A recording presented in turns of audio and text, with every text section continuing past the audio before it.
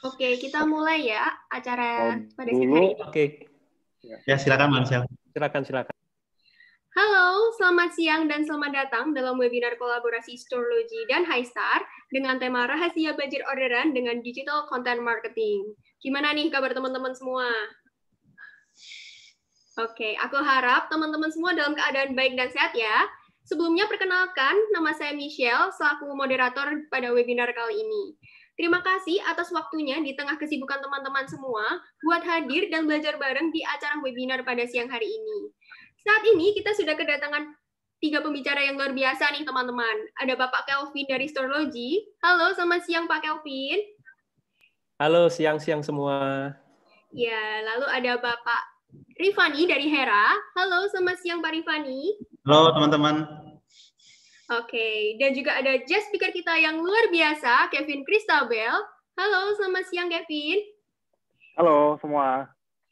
Oke, nah teman-teman, sebelum acara dimulai, saya ingatkan untuk tidak menyalakan mic atau meninggalkan ruangan Zoom ya teman-teman, karena materi yang akan diberikan pada para pembicara pastinya akan bermanfaat bagi bisnis dan karir teman-teman.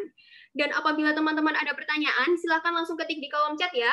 Jangan lupa menuliskan nama dan dengan siapa pertanyaan teman-teman ingin dijawab. Dan pertanyaan akan dijawab pada sesi Q&A. Seperti itu. Cukup jelas ya teman-teman?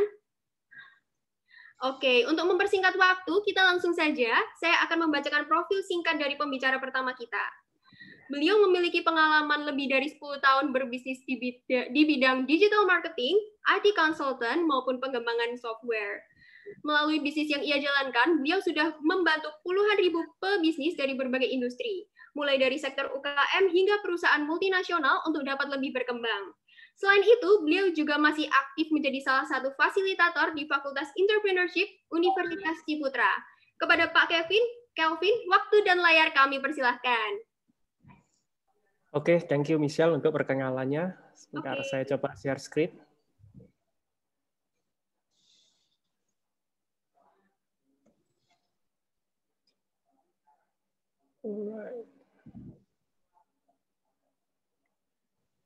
Oke, layar saya udah bisa tampil, teman-teman? Jelas kok. Oke. Oh, sebentar. Sorry, sebentar ya.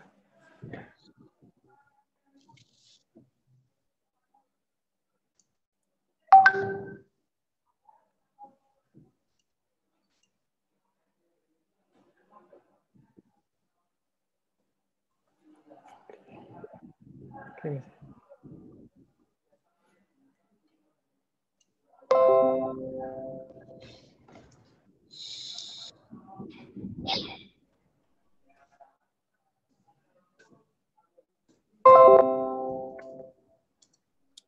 Oke, thank you untuk perkenalannya Kaki Michelle. Selamat siang teman-teman semua.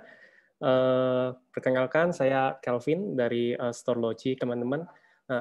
Hari ini saya coba akan bahas ya tentang e-commerce outlook di 2021. Jadi kita akan menilik balik ke tahun 2020 dan kira-kira tren apa di tahun 2021 ini teman-teman yang bisa kita manfaatkan untuk bisnis kita.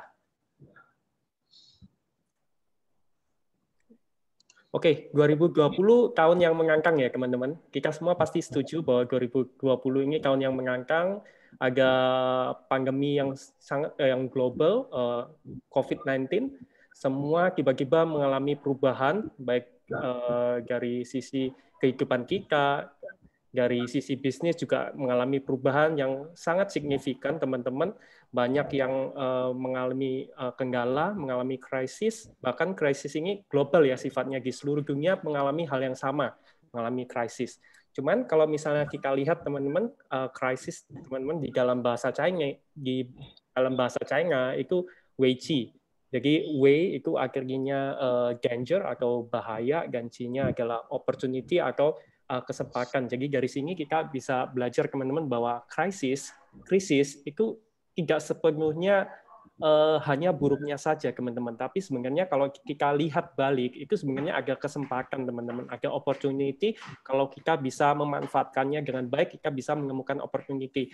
Karena kalau kita lihat balik ke dalam sejarah teman-teman, ketika masa-masa krisis itu biasanya akan lahir orang-orang kaya yang baru, teman-teman. Jadi mereka yang bisa memanfaatkan krisis ini dengan baik, itu mereka bisa sukses, bisa berhasil seperti itu ya, teman-teman. Jadi saya harap teman-teman juga ketika dalam masa ini juga bisa memanfaatkan kesempatan ini dengan baik sehingga teman-teman bisa lebih berjaya di dalam krisis ini, teman-teman. Nah, kita mau lihat e-commerce dalam angka. Kita lihat dampak coronavirus pada online traffic di beberapa industri seluruh dunia per Oktober 2020, teman-teman. Ini kita ambil source-nya dari Statista. Kita lihat di sini memang ada beberapa industri yang memang mengalami penurunan ya, dari segi traffic penurunan, tapi di sisi lain itu ada juga yang mengalami pertumbuhan, mengalami kenaikan seperti itu. Kita lihat yang penurunan ada yang nomor 1 itu di tourism, di pariwisata ya, minus 43,7%, yang mana ini terjadi karena ya banyak negara-negara ataupun daerah-daerah yang melakukan lockdown, sehingga pariwisata terdampak, teman-teman. Bahkan untuk mengurangi penyebaran COVID memang dilarang ya sama pemerintah untuk kumpul-kumpul, sehingga alami kemunduran seperti itu. Kemudian disusul sama media minus 13,2%, fashion dan seterusnya. Tapi kalau kita lihat di sisi peningkatan itu ada supermarket nomor 1 tuh 34,8%. Nah ini karena kita kebanyakan mostly work from home ya, kita di rumah saja sehingga kita juga mau belanja, kita akan prefer untuk online, kita belanja kebutuhan sehari-hari yang biasanya kita ke pasar, ini kita lakukan secara online. Dan mungkin dari teman-teman juga selama WFH ini mungkin belajar sesuatu yang baru, mungkin belajar memasak gitu ya. Kalau saya sendiri selama WFH kemarin, itu saya belajar memasak nih, teman-teman. Jadi saya banyak belanja nih supermarket secara online seperti itu ya, untuk saya belajar memasak juga. Kemudian setelah itu ada sports equipment, karena orang-orang juga ingin sehat ya, sehat walaupun di rumah aja mereka tetap bisa sehat. Kalau sebelumnya mereka bisa ke gym ataupun pergi keluar-keluar untuk melakukan olahraga, ya sekarang nggak bisa. Terpaksa mereka akan melakukan pembelian alat-alat sports dan seterusnya, teman-teman.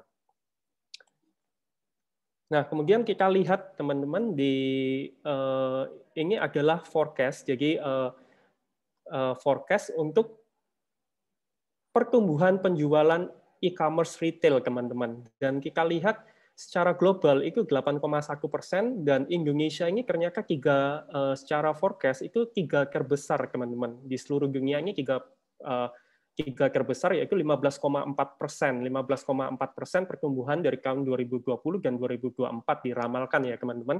Jadi, dan ini di atas pertumbuhan global, teman-teman. Jadi ini kesempatan yang baik sekali buat kita, teman-teman. Saya harap bisnisnya kita, bisnis teman-teman yang hadir saat ini itu menyumbangkan pertumbuhan dari segi sales, teman-teman, di angka 15,4% ini ya. Jadi e-commerce is a big thing. Kalau misalnya kita tahu, kita setuju bahwa suatu saat mostly transaksi akan dilakukan secara online. Tapi ketika kita mengalami wabah ini, wabah COVID-19 ini, global pandemic ini, justru semakin dipercepat, teman-teman, untuk perubahan, untuk movement-nya dari offline ke online ini sangat cepat sekali, teman-teman. Nah, kalau kita lihat ranking toko online Indonesia berdasarkan pengunjung web bulanan di kuartal 4 2020, kita ambil source dari iPrice. Ini nomor 1 itu sekarang Shopee, teman-teman. Kalau sebelumnya itu kan Tokopedia ya, Tokopedia dia nomor 1, tapi sekarang per kuartal 4 2020 kita lihat bahwa Shopee yang nomor 1 ternyata sekarang. Shopee disusul Tokopedia, Bukalapak, Lazada, Blibli dan seterusnya, teman-teman. Dan kita lihat 5 besar dari ranking ini mostly adalah, bukan mostly sih, semuanya adalah marketplace, teman-teman. Karena sebagian besar dari kita, mostly orang-orang jualannya juga di marketplace juga ya, teman-teman.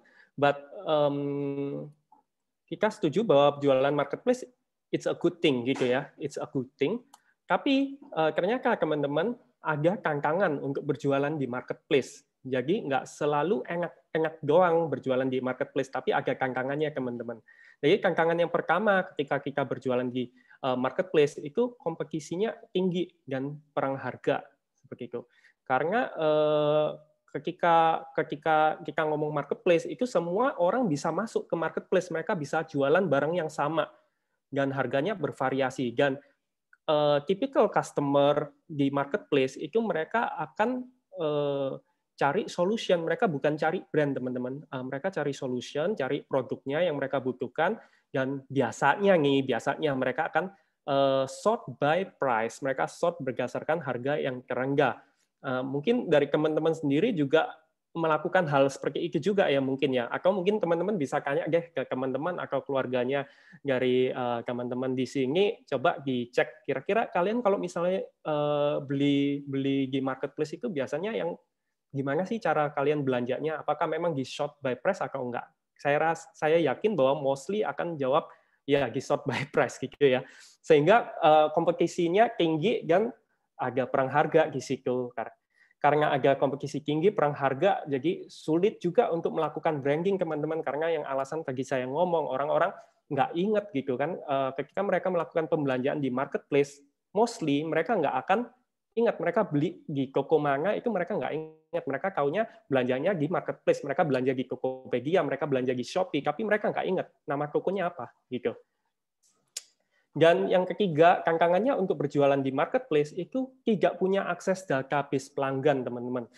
Jadi ketika Anda jualan di marketplace, ada pembeli nih, biasanya Anda tidak akan mendapatkan email ataupun nomor telepon dari pelanggannya, itu teman-teman nggak akan dapat seperti itu. Jadi akhirnya teman-teman kalau mau melakukan promosi di luar marketplace tersebut akan susah sekali, karena teman-teman nggak punya database sekali. Teman-teman mau melakukan loyalty program di luar dari platform marketplace tersebut akan sangat susah sekali. Dan akhirnya karena hal tersebut, keberlangsungan bisnisnya teman-teman ini bergantung pada marketplace. Jadi harus selalu bergantung. Misalnya katakanlah ngomong jeleknya nih, teman-teman tiba-tiba tokonya di close gitu ya dari marketplace karena satu dan lain hal, tiba-tiba di close nih.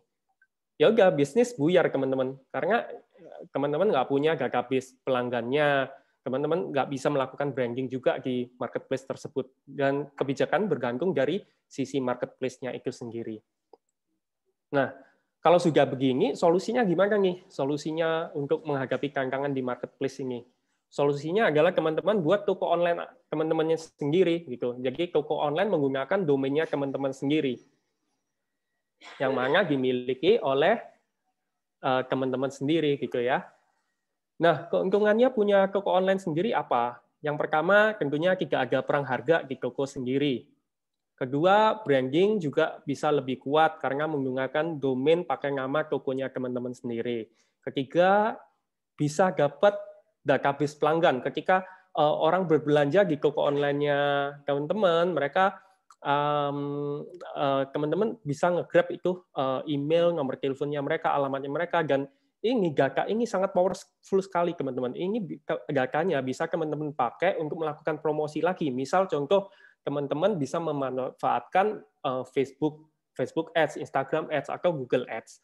Dan di situ, di platform tersebut, biasanya teman-teman bisa upload data pelanggan tersebut dan menyuruh platform iklan tersebut untuk mencarikan orang-orang yang setipe dengan pembelinya teman-teman. Jadi iklannya teman-teman bisa tertarget ke orang-orang yang kurang lebih mirip sehingga konversinya bisa lebih tinggi seperti itu ya. Dan cost-nya otomatis cost untuk beriklannya lebih rendah. Nah, yang terakhir, karena toko online sendiri, nama domainnya punyanya teman-teman sendiri, ya teman-teman nggak bergantung pada pihak ketiga seperti itu. Nah, pertanyaan di sini, apakah kalau misalnya kita punya toko online, kita nggak perlu punya marketplace, atau kalau kita punya marketplace, apa nggak perlu punya toko online gitu ya? Menurut saya di tahun 2021 ini trennya lebih ke omnichannel teman-teman. ke omni channel. Jadi sebaiknya teman-teman punya appear. Jadi teman-teman punya apa kehadiran, punya presence di berbagai sales channel ini. Ada di marketplace A, marketplace B, marketplace C, punya toko online sendiri. Mungkin teman-teman punya toko offline. Nah, silakan teman-teman. Jadi ini akan menjadi tren di tahun 2021 ini, yaitu omni channel. Omni channel ini omnipresent, omni channel commerce, teman-teman. Oke. Nah, tren selanjutnya itu adalah tren social commerce, teman-teman. Sosial media sebagai sales channel yang baru. Kalau sebelumnya sosial media ini tempat untuk kita nongkrong, untuk tempat untuk silaturahmi sama keluarganya kita, atau ya untuk window shopping ya, window shopping. Cuman sekarang dipertegas lagi bahwa sosial para pemain social network ini mereka mau serius mengarah ke social commerce, teman-teman. Mereka mau menjadikan social network mereka ini, social media mereka ini menjadi tempat di mana terjadi transaksi jual beli secara langsung melalui sosial medianya, jadi bukan melalui platform yang lainnya. Nah, oleh karena itu hadirlah yang namanya Instagram Shopping. Jadi kalau teman-teman perhatikan di Oktober 2020 itu Instagram merilis Instagram Shopping untuk Indonesia, untuk market Indonesia. Sebelumnya beberapa tahun yang lalu sudah ada sih Instagram Shopping, tapi di Indonesia belum bisa pakai, hanya di beberapa negara saja. Nah, sekarang Oktober 2020 itu udah bisa kita gunakan, teman-teman, dan kita bisa manfaatkan ini, teman-teman. Nah, nanti kurang lebih contohnya kalau Instagram Shopping itu seperti ini. Jadi ini saya ambil contoh Sean Accessories ya, Sean Accessories. Ini nanti ketika dia posting something, dia posting gambar produknya, itu dia bisa tag, teman-teman. Dia bisa tag ke produknya, dan ketika diklik itu, dia masuk ke websitenya langsung ke teman-teman, ke website, ke produknya itu, dan bisa langsung check out. Instead of kalau dulu belum ada Instagram Shopping, itu mungkin mereka harus menuju ke websitenya atau ke marketplace-nya mereka, dan mereka harus cari terlebih dahulu produknya. Kalau ini langsung, teman-teman, langsung bisa menuju ke produknya yang diingini, dan dia sudah tahu harganya berapa di sini. Seperti itu ya. Nah, keuntungannya apa sih menggunakan Instagram Shopping? Yang pertama, produknya lebih mudah ditemukan. Kedua, customer journey-nya lebih pendek, seperti yang saya jelaskan. Kalau sebelumnya kita kalau melihat sesuatu barang, wah bagus nih barangnya, kita masih harus tanya ini, belinya gimana caranya, atau kita masuk ke websitenya dia, terus cari lagi produknya, terlalu lama. Kalau sekarang, tinggal lihat di postingannya dia, dan kita tertarik, kita tinggal klik aja ke produknya, dan kita bisa langsung check out dengan mudahnya seperti itu, teman-teman. Dan yang terakhir itu tentunya meningkatkan engagement dan penjualan. Nah, kalau teman-teman mungkin butuh untuk toko online, untuk platform toko online, teman-teman mau bikin toko online sendiri, kebetulan nih Storlogy ini kita platform pembuatan toko online, teman-teman. Jadi teman-teman bisa manfaatkan. Saya akan setelkan video singkat ini sekitar 2 menitan untuk teman-teman supaya tahu profilnya Storlogy itu apa sih. Ya, saya play ya videonya. Suaranya masuk, teman-teman? Suaranya masuk nggak ya ini? Masuk ya? Oke, saya play lagi ya. Apakah Anda berpikiran jualan menggunakan website itu sendiri? Codingnya, desainnya, mikirin SEO dan servernya, belum lagi diomongin cara namun, nyatanya, lebih dari 20 juta pebisnis Suaranya masuk tapi pelan sekali, kok. berjualan online melalui website e-commerce. Oh, kecil sekali ya suaranya ya? Iya. Oh, sebentar ya.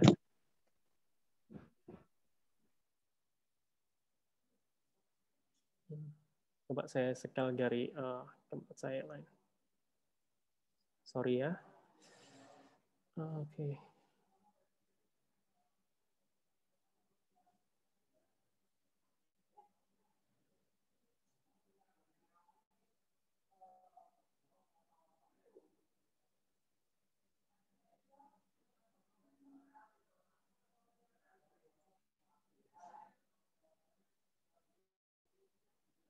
Kalau ini masuk nggak ya?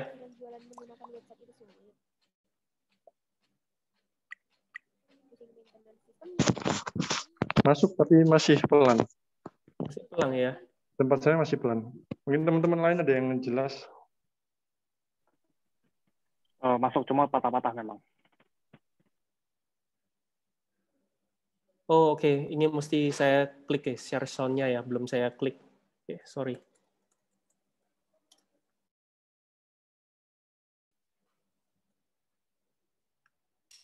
Apakah Anda berpikiran jualan menggunakan website itu sulit? Pusing maintenance sistemnya, codingnya, desainnya, mikirin SEO dan servernya, belum lagi domain dan cara promosinya.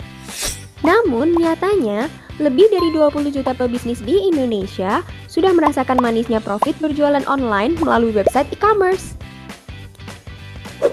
Kini, giliran Anda yang ikut merasakannya. Perkenalkan, Storlogy.com. Storlogy adalah sebuah platform di mana Anda bisa mendapatkan web toko online profesional dengan praktis, cepat, dan sangat mudah digunakan bagi pemula sekalipun. Storlogy memiliki lebih dari 30 fitur layaknya web toko online profesional dengan template yang elegan dan harga mulai dari Rp150.000 per bulan. 5 keuntungan menggunakan web toko online Storlogy. Praktis. Web toko online Anda bisa langsung siap untuk dipakai jualan tanpa pusing coding dan maintenance. Bisnis Anda akan tampil lebih eksklusif dengan berbagai fitur bisnis profesional dan desain template elegan yang sangat mudah digunakan. Tidak perlu repot hitung ongkir, rekap data penjualan, dan rekap data pelanggan karena semua bisa terekam otomatis. Bisa diakses kapan saja via aplikasi mobile, iOS, dan Android. Jangkau jutaan calon pelanggan dari mana saja lebih mudah dengan fitur SEO, FB Pixel, voucher diskon, dan berbagai fitur promosi lainnya. Saat ini, sudah ada ribuan merchant bergabung dengan Storlogy. Di antaranya ada Sean Accessories, Alendro Food, Gading Murni, Ken Skincare, Pasar Sandal, dan masih banyak lagi yang lainnya. Kini saatnya bisnis Anda naik level. Mulailah membuat web toko online yang eksklusif dan profesional bersama Storlogy. Kunjungi storlogy.com dan nikmati gratis uji coba selama 14 hari.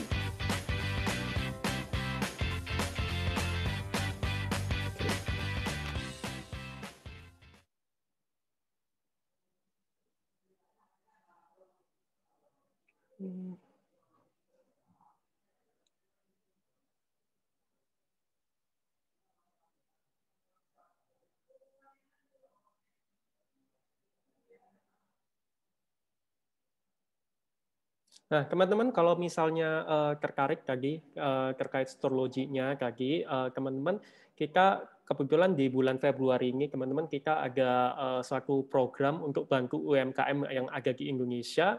Kita melakukan pemotongan harga yang gede-gedean, teman-teman. Jadi kalau misalnya biasanya nih kita setahun untuk yang paket yang paling banyak orang pakai di tempatnya kita ini yang Storlogy Pro ini seharga Rp2.500.000 per tahun ya. Ini kita kasih ke teman-teman UMKM cuma 75.000 aja setahun, teman-teman. Cuma seharga mungkin 3 gelas boba ya mungkin ya, minuman boba cuma senilai itu. Jadi kalau dan itu cuma terbatas ya teman-teman, per hari kita cuma bisa kasih 10 aja. Kalau misalnya teman-teman tertarik, nanti bisa WA aja ke Ardi ya, ke tim kita namanya Ardi di 0822 3122 1300 teman-teman. Silakan teman-teman manfaatkan kesempatan ini dengan baik ya teman-teman. Oke, saya rasa itu saja dari saya. Saya kembalikan ke moderator. Thank you.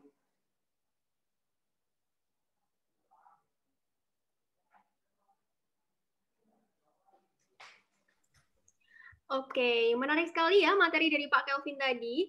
Saya ingin mengingatkan apabila teman-teman ada pertanyaan, silahkan langsung ketik di kolom chat ya. Jangan lupa menuliskan nama dan dengan siapa pertanyaan teman-teman ingin dijawab.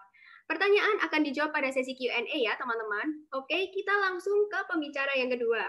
Pembicara kedua kita juga tidak kalah luar biasa nih teman-teman. Beliau memiliki pengalaman 10 tahun di bidang edukasi, consulting, logistik, dan e-commerce enabler industry.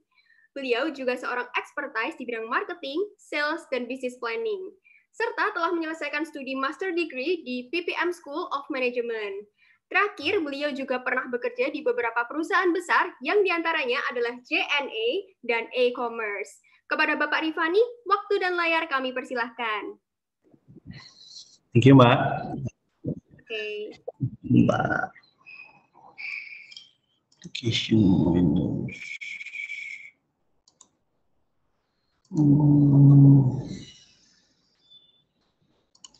Ntar ya Mbak ya, saya coba share ininya, aku nggak keluar. Oke, baik Pak.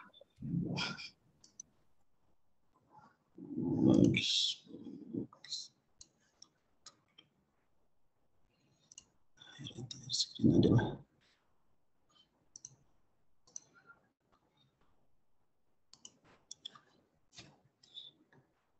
Oke, sudah kelihatan ya teman-teman ya? Kelihatan Pak. Kelihatan. Oke. Tadi dari Pak Kelvin mungkin lebih ke apa how to sell on store gitu ya sebetulnya ya. Nah kalau dari saya mungkin saya coba sedikit cerita dulu. Pengalaman saya tadi sudah dijelaskan memang banyak di sales and marketing, di JNE, di e-commerce gitu ya, sekarang di Highstar dan Hera, dan saya juga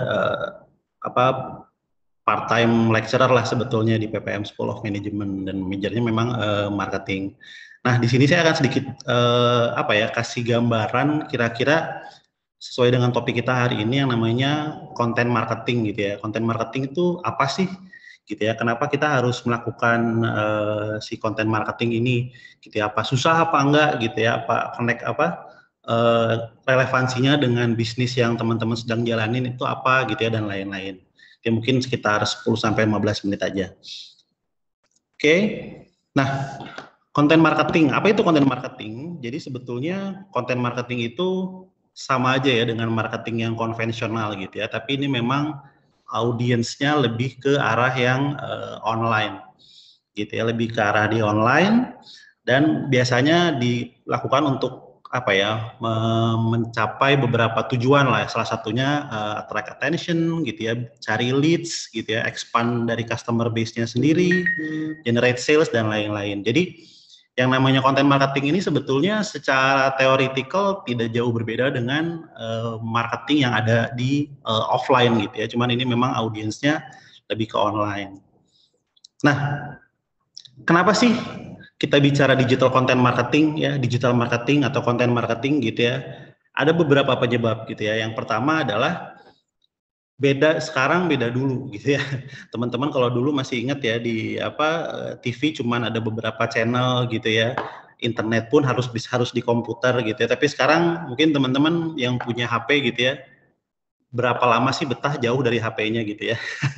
Atau misalnya perasaan stres ketika nggak ada sinyal gitu ya, habis baterai dan lain-lain gitu ya, for good reason gitu ya. Nah, kita coba bahas tentang traditional marketing ya, via koran, via TV ya, billboard kalau dulu ya, sekarang juga masih ada, tapi beberapa pro-nya memang lebih impactful gitu ya, lebih mudah dimengerti. Kenapa lebih mudah dimengerti? Karena memang diperuntukkan untuk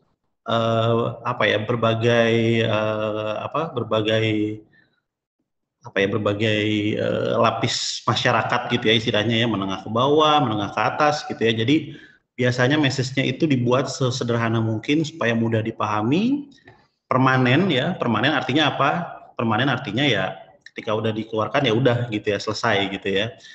Mudah diingat gitu ya. Mungkin masih ada teman-teman di sini yang masih ingat iklan dari 20 atau 10 tahun yang lalu, dan high reach ya, high reach. Seperti di Indonesia ini TV itu reach-nya masih di atas 80% ya kalau dari sisi jangkauan. Jadi masih sangat efektif dari sisi audiens, jumlah audiens. Tapi ada kekurangannya nih. Yang pertama adalah susah untuk dihitung kesuksesannya gitu ya, atau hasilnya tuh berhasil apa enggak sih? Karena memang jualan itu nggak melulu karena iklan gitu ya, orang beli belum tentu karena iklannya. Terus yang kedua udah pasti negatifnya adalah mahal ya. Coba teman-teman bayangin beriklan di TV gitu ya, 30 detik prime time itu berapa harganya gitu ya. Dan yang berikutnya adalah kekurangannya tidak ada interaksi langsung ya antara si pembeli dan penjual. Nah, kalau kita bicara digital marketing, ini lebih dinamis ya, karena dia two ways, artinya ada dua arah gitu ya. Ini memang dibuat untuk bisa meng-create sebuah engagement dengan pembeli atau calon customers. Lebih mudah diukur ya, kalau teman-teman yang udah biasa main digital marketing bisa diukur tuh dari sekian apa yang lihat, berapa yang klik, dari sekian yang klik, berapa yang masukin keranjang, dari sekian yang masukin keranjang, berapa yang check out dan lain-lain. Gitu ya. Dan dari sisi desain ini bisa lebih detail dan lebih cerdas ya. Kenapa? Karena bisa ada interaksi dengan si pembeli. Dan cost-nya itu bisa di-adjust sesuai dengan targetnya.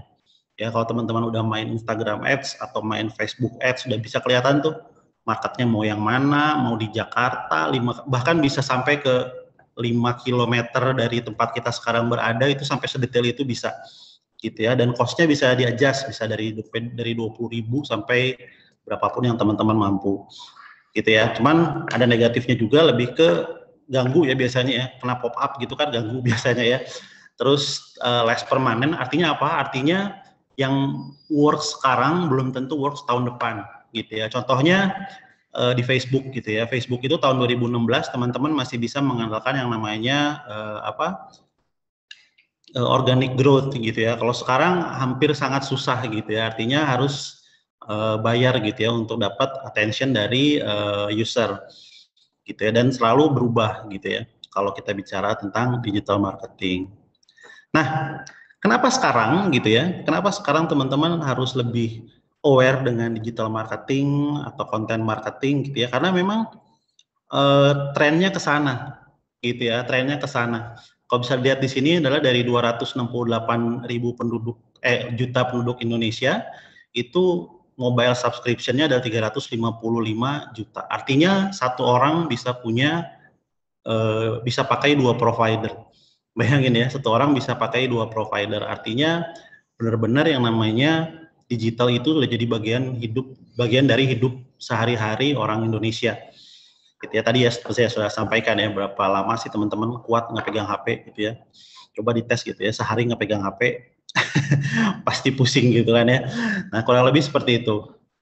Dan memang waktu untuk yang kita habiskan untuk online gitu ya, untuk surfing di dunia maya dan lain-lain memang cukup banyak ya, bahkan cukup mengkhawatirkan ya. Artinya di sini ada 8 jam 36 menit gitu ya per hari dari orang Indonesia buka internet, browsing dan lain-lain. Artinya sejam kerja itu ya berarti ya, satu shift berarti ya.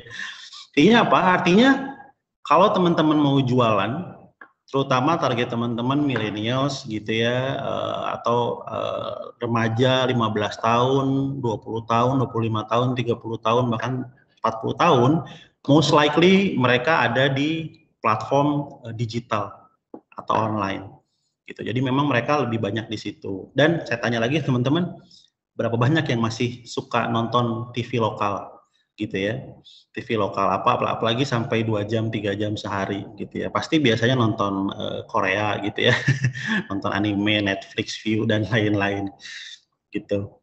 Nah, ini tadi sebenarnya sudah dijelaskan juga oleh Pak Kelvin, artinya konten yang akan teman-teman buat itu akan sangat tergantung kepada di mana teman-teman akan berjualan gitu ya. Yang pertama misalnya kalau di marketplace ya tadi, kalau kita bicara marketplace tadi Pak Kelvin sudah jelaskan ya, pro and cons-nya apa ya. Pro-nya udah jelas, marketplace itu udah punya traffic yang sangat besar gitu ya, dan mereka juga biasanya udah punya cash burn lah ya, cadangan cash burn yang memang dibakar untuk promo gitu ya. Nah, Itu plusnya ya. Minusnya tadi ya, artinya teman-teman ketika jualan di marketplace biasanya brandnya teman-teman sendiri itu kurang terekspos gitu ya. Itu yang pertama. Yang kedua adalah data bukan punya teman-teman sendiri ya, nggak semua data teman-teman punya seperti alamat email dan lain-lain. Dan yang kedua, yang terakhir adalah banyak yang berjualan produk yang mirip dengan yang teman-teman jual. Gitu ya. Tapi tetap ada potensial konten marketing yang harus dipertimbangkan adalah ketika kita bicara online, konten marketing itu jauh lebih penting daripada kita bicara offline. Artinya apa? Artinya kalau di offline kita ke toko baju gitu ya, kita bisa pegang bajunya. Nah, kalau kita bicara online, apa yang direpresent oleh teman-teman di webnya, di marketplace itu harus betul-betul menggambarkan feel-nya gitu ya ketika customers kita nanti akan beli nih. Gitu ya, mereka nggak sempat pegang barangnya, nggak sempat cobain barangnya, tapi akhirnya mereka mau beli. Kenapa? Karena konten marketingnya itu sendiri, gitu ya. Yang pertama kalau misalnya di marketplace sudah pasti produk image-nya harus bagus. Ya, kebetulan di Hera kita handle lebih dari 1.200 UKM, gitu ya, di 9 kota di Indonesia. Biasanya problemnya di sini, gitu ya. Biasanya problemnya adalah mindset bahwa kalau produk saya bagus pasti laku, gitu ya.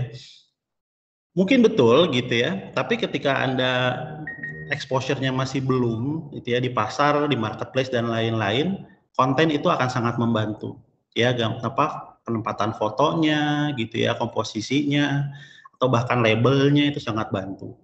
Nah, yang kedua adalah kalau teman-teman jualan di web store. Nah, web store udah saya tambahin nih Pak Kelvin nih, Storlogi. Ya, ada macam-macam ya bisa. Ada Shopify, WooCommerce, Magento. Nah, ini buat teman-teman yang punya expertise di situ gitu ya, karena tidak mudah men-set toko di situ. Tapi ada juga yang CMS yang lebih sederhana, lebih user friendly seperti Circlo atau Storlogi tadi. Itu artinya udah tinggal klik jadi gitu ya. Pro-nya apa? Disitulah memang tempat teman-teman untuk kembangin brandnya teman-teman. Gitu ya. Yang kedua adalah ketika pembeli masuk ke toko teman-teman gitu ya, di toko itu nggak ada kompetitor tuh, gitu ya. Let's say tadi ada Sean Accessories misalnya, kalau orang udah masuk ke webnya Sean Accessories ya, kemungkinan besar dia akan lagi mencari, mempertimbangkan atau membeli barang-barang dari toko tersebut, gitu ya. Kan bisa aja kalau kita ke Tokopedia misalnya gitu ya, mau beli apa gitu ya, mau beli barang A gitu ya, terus tiba-tiba ada promo, kita ke distract gitu ya, jadi beli barang yang lain. Nah, kalau kita punya web store itu nggak seperti itu.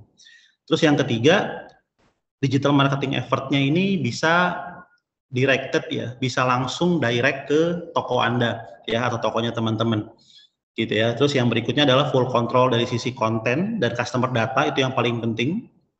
Tapi yang minusnya juga ada gitu ya. Minusnya adalah memang butuh waktu gitu ya untuk grow si tokonya tadi.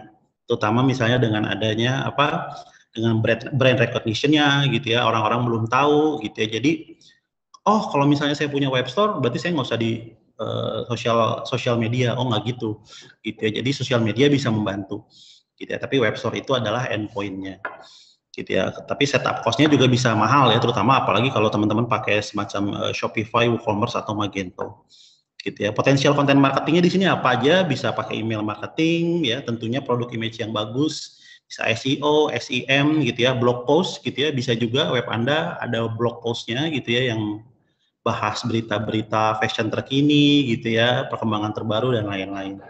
Yang terakhir adalah social commerce ya. Ini mungkin wilayahnya Mas Kevin ya. Tapi memang di sini adalah tempat di mana kita bisa showcase gitu ya produk kita dan kita bisa berinteraksi dengan calon customers kita. Gitu ya. Jadi seperti itu, secara cost juga nggak mahal ya. Kalaupun teman-teman mau promote ya sangat terjangkau gitu ya. Jadi memang itu sarana yang bagus gitu ya ketika kita pakai sosial media untuk berjualan. Ya, potensial konten marketingnya udah pasti sosial media marketing, produk image dan branding. Nah, ada beberapa misunderstanding ya terkait dengan konten marketing ya. Biasanya orang ketika mulai gitu ya, biasanya dia post satu posting yang bagus gitu ya, terus tiba-tiba pengen langsung ada 100 yang nge-like, 1000 yang nge-like dan lain-lain. mohon maaf kalau mengecewakan ya, kecuali Anda anak presiden gitu ya, atau artis gitu ya, maka hal ini kurang realistik gitu ya. Artinya apa? Artinya ketika Anda grow dari nol gitu ya, ada masa belajarnya kita bicara konten ya, apalagi kita bicara sosial media, karena kita bersaing dengan ratusan ribuan atau bahkan jutaan konten yang lain. Lalu ada juga misconception yang namanya kalau kita main di sosial media, main di blog gitu ya, di website dan lain-lain, itu tuh komunikasinya tuh selalu jual gitu ya. Mungkin teman-teman punya ya langganan di Instagram dan lain-lain tuh isinya tuh jualan terus gitu ya. Padahal yang namanya content marketing itu instead of jual sebenarnya kita harus kasih ya, memberi apa? Memberi informasi, memberi pengetahuan, memberikan knowledge gitu ya kepada si calon pembeli kita gitu ya, sehingga mereka merasa brand Anda itu membantu, baru akhirnya kita jualan. Jadi ada beberapa tahapan nih. Jadi jualan itu bukan tujuan utama ketika kita bicara di content marketing. Nah, terus yang ketiga adalah katanya content marketing itu mahal gitu ya, harus sewa web designer lah, bisa Photoshop lah dan lain-lain. Enggak ya, zaman sekarang semua udah maju.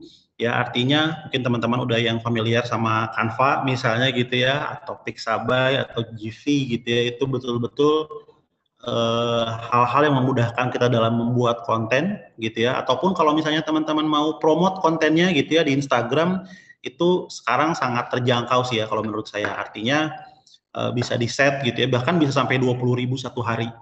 Gitu ya, satu hari 20.000, reach-nya bisa ke 5.000, 6.000 user ya, which is menurut saya sangat make sense gitu ya. Dan lagi yang terakhir adalah ketika kita bicara content marketing, biasanya kita selalu ngomong brand ini bagus, brand saya ini bagus gitu ya, ayo dibeli, lebih bagus dari yang lain dan lain-lain. Padahal kalau kita bicara content marketing, itu kita bicara tentang audiens kita gitu ya, siapa sih yang dengerin kita, siapa sih yang lihat kita gitu ya, siapa sih yang jadi yang engage sama kita gitu ya. Oleh karena itu kita banyak memberi gitu ya, karena ketika kita memberi berarti kita nggak mikirin diri kita sendiri gitu ya. Itulah misconception biasanya yang terjadi ketika kita bicara content marketing.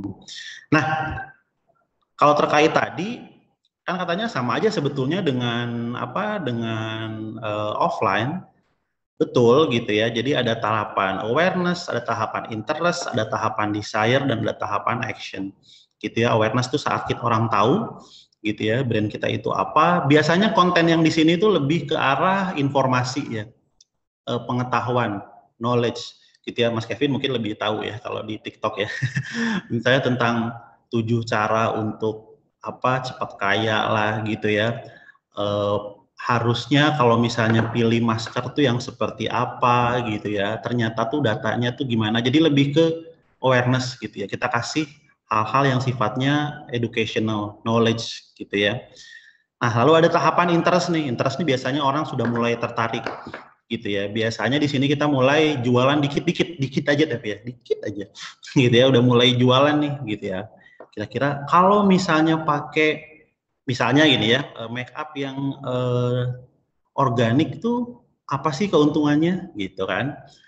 Pakai karusel gitu ya kalau di Instagram, nah barang kita nih organik. Nah misalnya seperti itu ya, tutorial cara misalnya tadi ya, misalnya Pak Kelvin ya berjualan online gitu kan ya. Di awal dijelaskan tentukan target market dan lain-lain, di belakangnya ada tuh store logi gitu ya, biasanya gitu ya. Itu di tahapan interest. Lalu ada tahapan desire nih. Nah, desire ini biasanya si customers ini udah mau beli nih. Udah mau banget beli ya, tinggal didorong dikit lagi gitu ya. Biasanya konten yang cocok untuk tahapan ini lebih ke testimonial gitu ya, review gitu ya. Misalnya 50.000 orang yang sudah pakai nggak mungkin salah. Ya gitu misalnya gitu ya, artinya si calon pembeli ini jadi lebih yakin akan beli si produknya atau akan pakai si barangnya tersebut gitu ya, influencer misalnya dan lain-lain. Nah, action ini udah mau beli, konten yang misalnya harus dinaikkan ketika dalam tahapan action ini lebih ke harga, di mana belinya ya, gimana cara belinya, bayarnya gimana, pemasangannya gimana kalau misalnya jual beli AC gitu ya misalnya gitu ya. Gimana cara reserve gitu ya, promo, diskon gitu ya, trial period misalnya kayak tadi Pak Kelvin gitu ya, tahun pertama 75.000. Nah, itu kan salah satu afirmatif gitu ya, mempermudah untuk teman-teman join gitu ya, atau berbeli si jasanya atau barangnya gitu. Nah, ini beberapa contoh gitu ya, awareness content. Artinya lebih ke informasi gitu ya, apa yang kira-kira orang-orang tuh nggak tahu, atau apa yang dipercaya orang-orang gitu ya, seperti ini ya, mitos dan fakta misalnya. Mitosnya apa, faktanya apa, itu informasi aja tuh, nggak ada tuh jualan barang. Quote of the day gitu ya, biasanya paling gampang ya bikin konten quote of the day itu 5-10 menit juga bisa jadi sebenarnya gitu ya. Tapi intinya memberikan edukasi, knowledge gitu ya, intinya give ya, rather than sell. Nah, interest gitu biasanya masih sama biasanya dengan tahapan awareness, tapi biasanya di akhir ada tuh jualannya dikit gitu ya, ada tuh. Oh, gimana sih pakai hand sanitizer yang optimal bunuh kuman? Oh, gini di terakhir ada nih, yang ini di barang kita nih gitu ya, tapi nggak hard sell gitu ya, nggak langsung ayo pakai gitu ya. Cuma seperti yang kanan ya, ingin punya usaha online gitu ya, oh harus tentuin target pasar, harus fokus pada marketing gitu ya. Tapi di akhir-akhir ada tuh dikit-dikit gitu ya, dikit aja tapi ya, jangan banyak-banyak. Nah, kalau desire, nah ini orang udah mau beli ya, tinggal dikit lagi didorong, biasanya testimonial gitu ya. Oh, ini sebagian customers kita juga ya, customers kita di Highstar dan Hera gitu ya, biasanya kasih testi nih. Oh, bagus nih produknya gitu ya, di up biasanya di situ. Supaya apa? Supaya orang-orang yang sudah tertarik, dia udah mau beli, itu jadi tambah yakin. Nah, yang terakhir, yang namanya action content, ini lebih ke mengencourage lah kemudahan-kemudahan, di mana belinya, berapa harganya, ada potongan apa enggak, ada trial period dan lain-lain. Gitu ya. Nah, tapi ingat, ada ya, saya sempat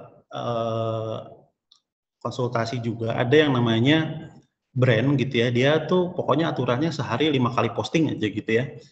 Nah, bagus apa enggak? Ya kalau punya resource-nya bagus gitu ya. Tapi kalau misalnya teman-teman secara resource terbatas gitu ya, secara ide juga terbatas gitu ya, selalu dahulukan quality over quantity.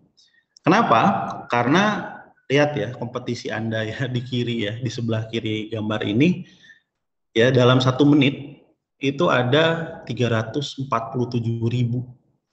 gitu ya, Instagram Stories misalnya gitu ya. Ada kalau WhatsApp tuh ada berapa tadi saya lihat tuh, di TikTok ada 2.700 user TikTok yang baru yang install gitu ya. Artinya yang namanya konten Anda itu bersaing dengan konten seluruh umat manusia di bumi ini gitu ya. Oleh karena itu konten Anda harus berkualitas, harus menarik gitu ya, sehingga ketika orang lihat itu dia akan stop sebentar tuh ya untuk lihat konten Anda, nggak main scroll aja gitu. Oke, nah checklistnya apa aja? Nah, ada, kalau saya bilang sih ada 4 ya kalau terkait dengan content creating checklist ya. Yang pertama adalah buyer persona. Jadi buyer persona itu apa? Sebetulnya Anda ini create konten, teman-teman ini create konten untuk siapa sih? Gitu ya. Coba di-create buyer personanya. Misalnya nih ya, misalnya perempuan 21 tahun, mahasiswa, lagi magang, misalnya tinggalnya di mana gitu ya, magangnya kerjaannya apa. Nah, di situ baru teman-teman akan dapat feel-nya tuh ya, kira-kira konten ini cocok nggak sih buat buyer saya nih, calon buyer saya nih. Dan kira-kira untuk buyer persona yang saya punya itu di postingnya tuh kapan ya? Oh, mungkin jam 11:30 nih, kan biasa udah siap-siap makan siang, dia buka-buka HP dulu, misalnya seperti itu. Atau menjelang sore nih, jam 4, jam 5 gitu ya. Jadi pahami siapa yang audiens Anda, baru dicek juga konten kita sesuai enggak untuk audiens tersebut.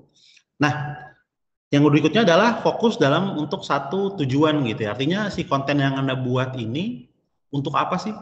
Untuk awareness, untuk creating interest gitu ya, untuk orang supaya desire mau beli, atau untuk orang take action gitu ya.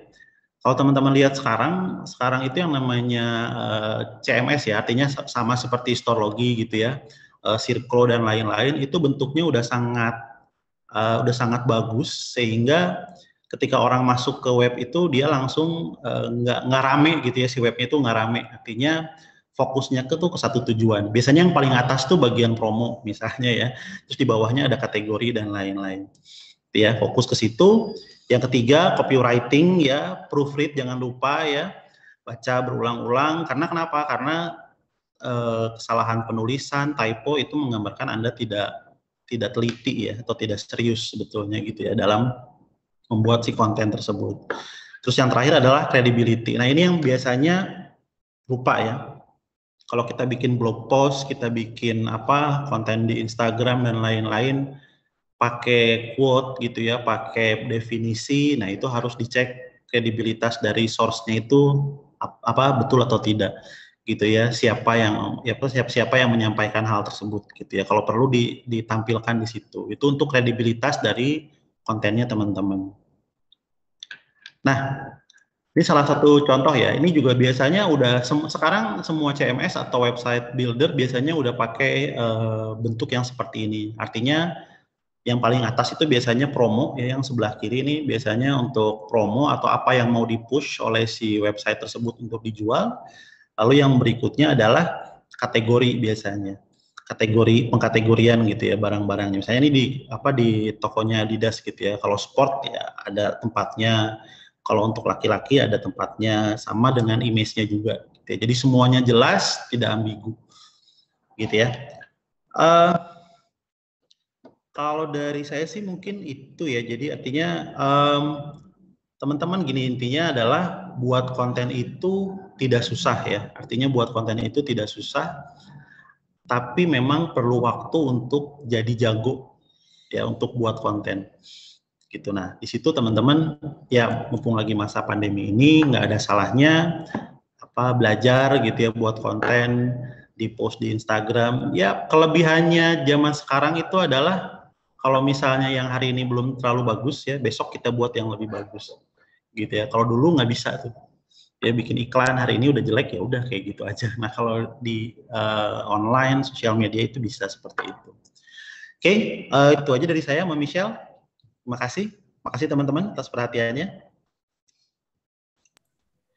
Oke, baik. Keren sekali ya materi dari Pak Rifani tadi. Kita langsung saja masuk ke pembicara terakhir kita. Our guest speaker, founder of Meta Creative dan TikTok content creator dengan lebih dari 89.000 followers, Kevin Christabel. Kepada Kevin, waktu dan layar kami persilahkan. Halo semua, thank you. Thank you semuanya udah datang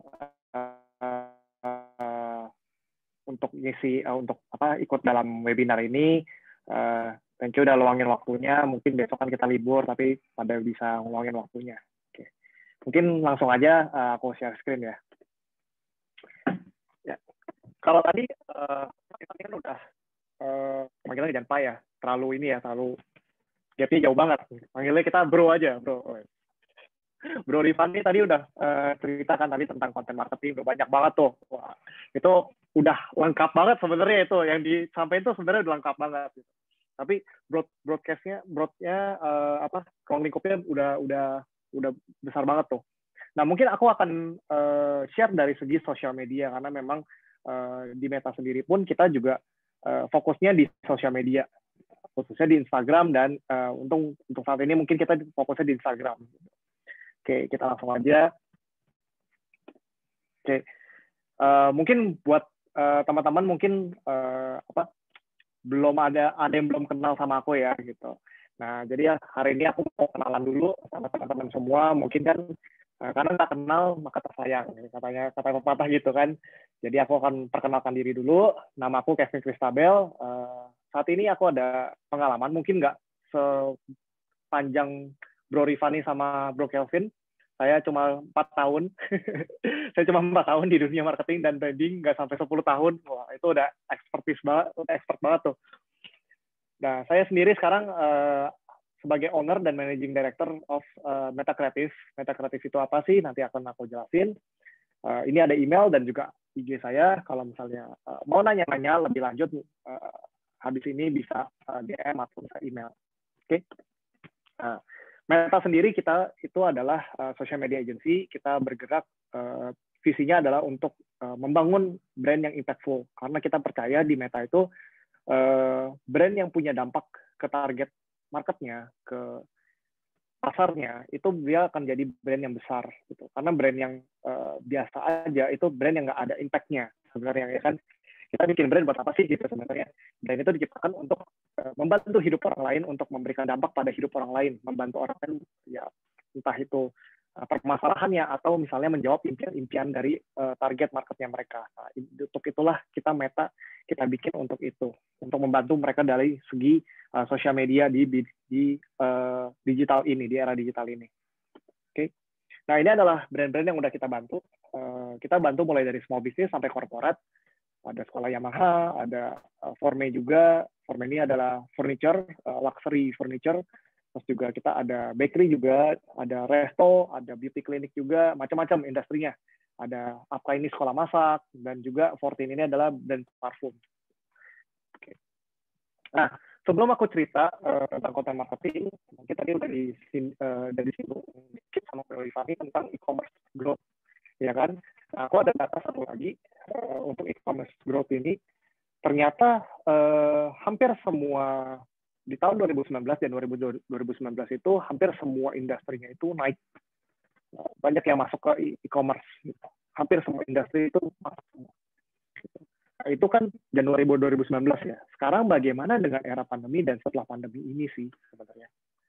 Nah, di 2020 akhir ternyata Kementerian Koperasi dan UMKM itu menargetkan ada 10 juta UMKM yang akan go digital.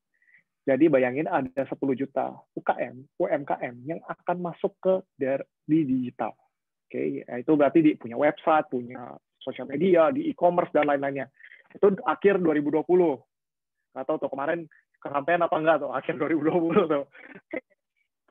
Nah, terus sebelum pandemi dan setelah pandemi itu gimana? Nah, ini ada data lagi nih dari Liputan 6. Ternyata 6 juta UMKM itu ditargetkan go digital di 2021. Jadi akan nambah lagi 6 juta lagi di akhir 2021.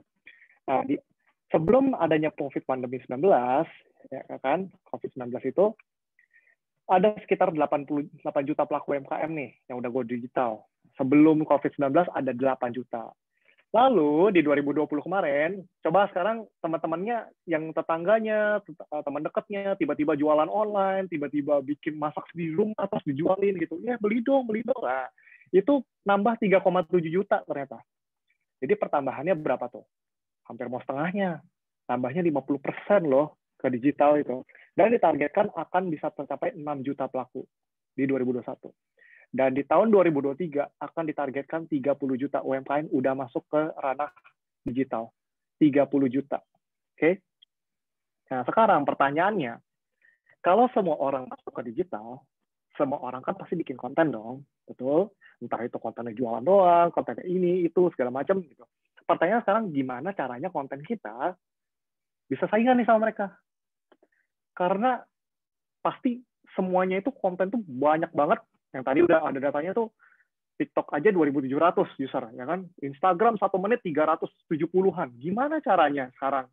Konten kita bikin 1 semenit gitu, kita posting cek gitu, terus banyak orang yang lihat gitu. Gimana sih caranya?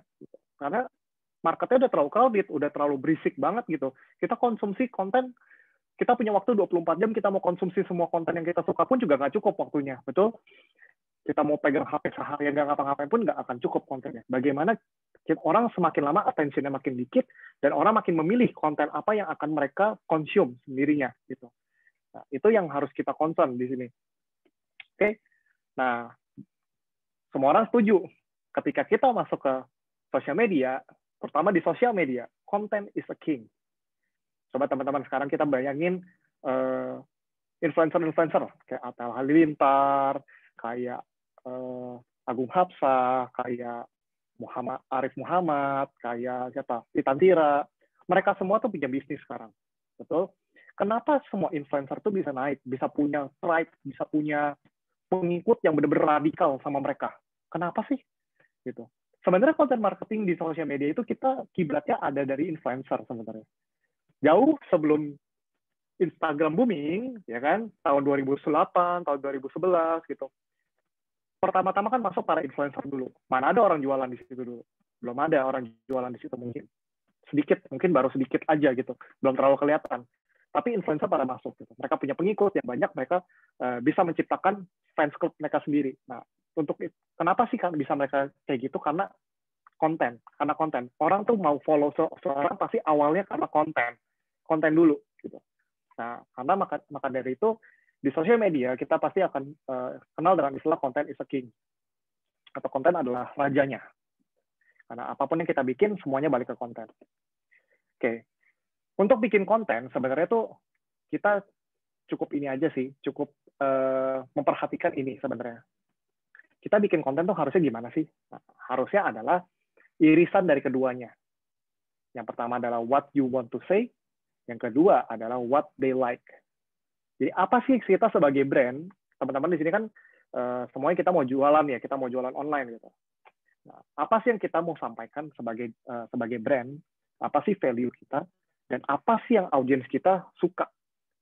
Apa yang kita suka? Nah, di tengah-tengah irisan inilah, itulah yang disebut dengan konten yang relevan. Gitu. Konten yang relevan itu adalah irisan dari apa yang kita mau sampaikan dan apa yang orang suka. Oke? Nah, maka dari itu, aku akan cerita ke teman-teman gimana sih 3 step dalam membuat konten marketing. Oke. Siap ya? Langkah yang pertama sekarang. Nah, yang pertama mungkin tadi udah disinggung juga sama Bro Rifani. Pertama adalah target audiensnya dulu.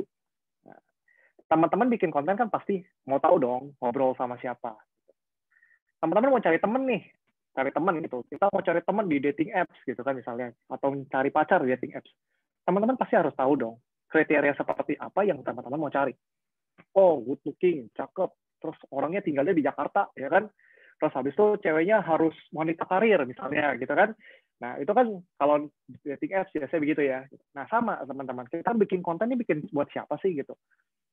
Kita mau kasih hadiah ke pacar kita. Kita harus tahu dong gitu. Pacar kita sukanya apa. Nah, untuk itulah kita harus deskripsikan target audiens kita. Siapa sih mereka? Tinggal di mana? Umurnya berapa? Apa sih yang mereka suka? Apa yang mereka suka makan gitu? Oh, biasa mereka makannya misalnya di resto, di kafe, atau misalnya di kaki lima misalnya. Terus aktivitasnya apa sih? Movie-nya apa nih yang lagi ngetren? Nonton K-drama kah? Atau nonton anime? Atau nonton sinetron? Nah, itu beda-beda. Hobinya apa? Dan lain sebagainya. Kita harus describe itu.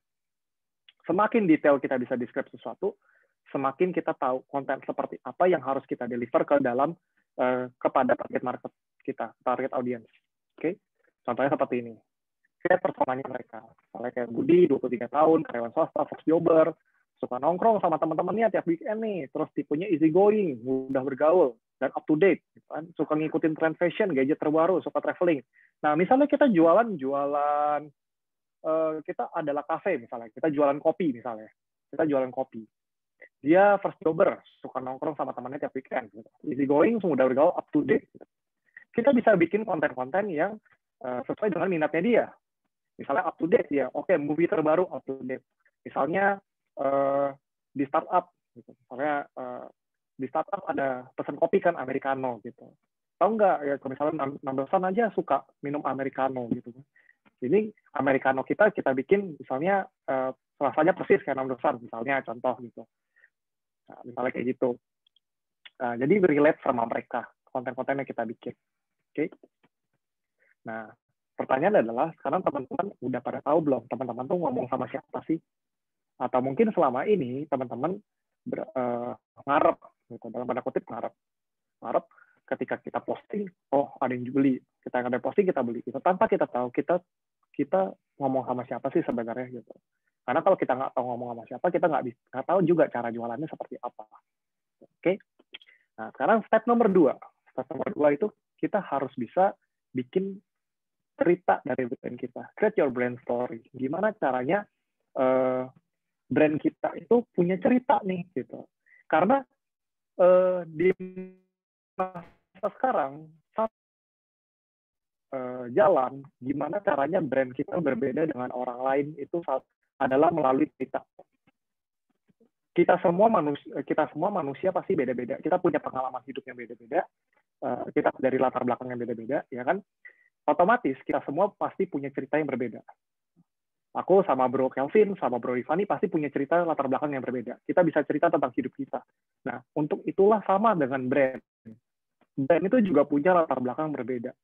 Mereka punya cerita uniknya masing-masing. Nah, untuk itulah kita harus bikin cerita supaya kita bisa berbeda dari orang lain. Karena kalau kita nggak berbeda dari orang lain akan menganggap kita sama aja dan akhirnya sama kayak di e-commerce. Tinggal pencet filter, paling murah, dibeli, selesai.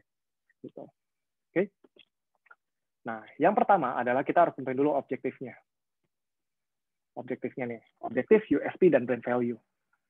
Kita mau ngapain sih di sosial media sebenarnya? Yang kedua, kita harus bikin konten pilar kita. Biar nggak bingung bikin kontennya kayak gimana. Yang ketiga adalah communicate your brand value through storytelling content. Jadi kita harus bikin storytelling-nya. Kita harus cerita, gitu. Komunikasi ceritanya gimana sih ke audiens kita. Oke? Nah, yang pertama, untuk define dulu. Kita mau ngapain sih? Objektif kita di sosial media itu ngapain? Kenapa sih teman-teman pakai sosial media? Kenapa sih kita semua brand atau misalnya usaha itu harus masuk ke sosial media? Kenapa sih? Karena sosial media itu ibarat lautan, teman-teman. Lautan yang berisi ikan. Teman-teman lapar, teman-teman mau nangkep ikan, ya kan? Teman-teman pasti nyemplung ke dalam laut untuk mencari ikan. Sama halnya dengan sosial media. Sosial media punya ikannya, punya marketnya di situ. Banyak orang lalu lalang di situ. Makanya teman-teman bikin akun sosial media. Sama kayak teman-teman jualan di sebuah mall, misalnya buka toko di sebuah mall. Kenapa teman-teman buka toko di sebuah mall? Karena mall itu punya traffic, betul? Ada pengunjungnya di mall itu. Sama halnya seperti itu analoginya. Nah, objektifnya sekarang di sosial media mau ngapain? Kebanyakan orang ngomong di sosial media mau ngapain? Oh, saya mau jualan, gitu. Betul, itu nggak salah, gitu. Tapi tadi udah disinggung juga sama Bro Rifani. Dari awal sampai akhir, ya dari AIDA, tadi kan awareness, interest, desire, action. Nggak bisa kita tiba-tiba ngawarin orang langsung mau beli nggak gitu. Nah itu kayak orang ngodong gitu. Karena faktanya teman-teman di sosial media itu atau orang itu nggak suka dijualin teman-teman. Tapi orang demen belanja. Orang nggak suka dijualin tapi demen belanja. Nah gimana tuh? Bingung kan? Nggak suka dijualin tapi demen belanja. Makanya kenapa e-commerce laku gitu kan? Tapi e-commerce apakah pernah iklan yang tawarin produk apa? Enggak. Mereka tawarin apa? Promo pasti e-commerce-nya. Semua iklan Shopee segala macam semua promo gitu. 1, 2, 2, 3, kita ngikutin sampai kartu kredit jebol tuh. Kayak gitu. Ya kan? Nah, sekarang objektifnya apa dulu awal-awal? Kita harus menentukan objektifnya dari awal yaitu adalah awareness dulu. Karena teman-teman itu bukan brand gede. Teman-teman bukan Aqua yang tiba-tiba masuk ke sosial media. Bukan. Teman-teman mungkin kita punya bisnis mungkin masih mulai dari nol. Kita punya bisnis mungkin brandnya masih belum dikenal orang gitu. Nah untuk itulah tahap itu kita harus awareness dulu. Dari situ baru kita pelan-pelan masuk ke tahap action gitu. Yang kedua kita harus menentukan USP kita. Salah satu syarat untuk membuat cerita yang menarik adalah kita harus punya keunikan. Ya kan? Aku, Bro Kelvin, Bro Rifani, kita semua punya keunikan. Kita punya karakter masing-masing, kita punya latar belakang masing-masing. Ya kan? Kita punya cara pembawaan masing-masing. Gitu. Mungkin aku orangnya agak pecicilan, agak apa gitu kan, agak selengean gitu. Nah, tapi itulah keunikanku gitu, keunikanku. Mungkin keunikanku tidak bisa dipunyai oleh orang lain dan sama gitu, orang lain juga tidak bisa aku tiru gitu. Nah, sama halnya dengan USP ini. Untuk brand teman-teman sendiri, apa kira-kira keunikan yang tidak dimiliki sama kompetitornya? Keunikan itu bisa macam-macam teman-teman, nggak harus lebih cepat, lebih bagus, lebih apa, enggak gitu. Ada juga keunikan juga dari segi packaging juga bisa, dari segi service-nya juga bisa, dari segi produknya mungkin juga bisa gitu. Itu teman-teman harus gali sendiri untuk unique selling proposition ini. Yang ketiga adalah brand value. Apa kira-kira value yang teman-teman punya? Apa yang selama ini diangkat sama teman-teman? Apakah integritas? Ataukah menjaga politik sekali, atau misalnya teman-teman bercerita bahwa produk saya ini pengen dinikmatin banyak orang gitu misalnya. Makanya kenapa saya bikinnya murah misalnya. Itu kan yang dilakukan misalnya sama janji jiwa ya, janji jiwa juga kayak gitu kan. Dulu kita mengenal kopi kopi kenangan. Kopi kenangan dulu kita beli kopi yang mesin gitu bisa 30.000 kalau di Jakarta, 25.000, 35.000, gitu kan. Tapi dengan nongol kopi kenangan, dia bikin kopi yang bisa dinikmatin banyak orang. Itu adalah brand value dia. Nah, value-value seperti itulah yang bisa jadi cerita yang menarik, value kekeluargaan, segala macam gitu. Karena orang Indonesia, apalagi orang Indonesia tuh demen banget cerita. Kenapa sinetron tuh kenapa laku sih? Karena banyak banget gitu. Kenapa drama-drama di Indonesia laku? Kemarin baru Rachel Fenya, ya kan? Rachel Fenya baru cerai, sidang perceraian. Wow, rame semuanya gitu kan. Gini-gini bahas banyak gitu. Kenapa bisa rame? Karena orang Indonesia demen cerita. Demen sekali bercerita. Kita tuh khususnya orang Indonesia, itu kan kita sangat sosial banget. Kenapa sosial media di Indonesia tuh laku banget gitu. Karena kita demen interaksi. Nah, itulah yang bisa kita angkat cerita-cerita itu. Nah, ini salah satu contoh konten pilar. Nah, kalau kita sendiri, kita membagi konten itu berdasarkan 3 hal biasanya gitu. Jadi teman-teman biar nggak kalau nge-post konten itu di sosial medianya, di akun jualannya, biar nggak foto produk terus, foto cakep terus gitu. Karena foto cakep itu udah banyak teman-teman. Bikin foto cakep itu gampang sekali sekarang.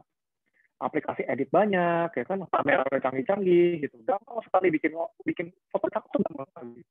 HP kentang aja bisa. Kalau bahasa orang kan HP kentang sekarang ya kan bisa teman-teman.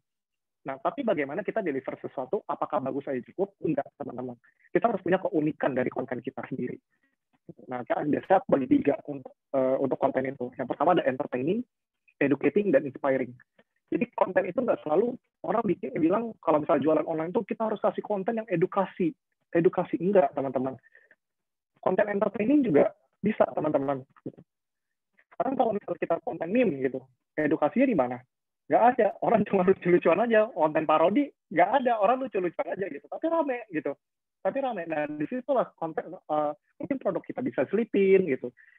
Kita bisa selipin value kita bisa selipin cerita dari brand kita di situ, konten-konten itulah. Atau inspire kita sekedar cerita ke orang gitu. Kita sekedar cerita ke target audience kita.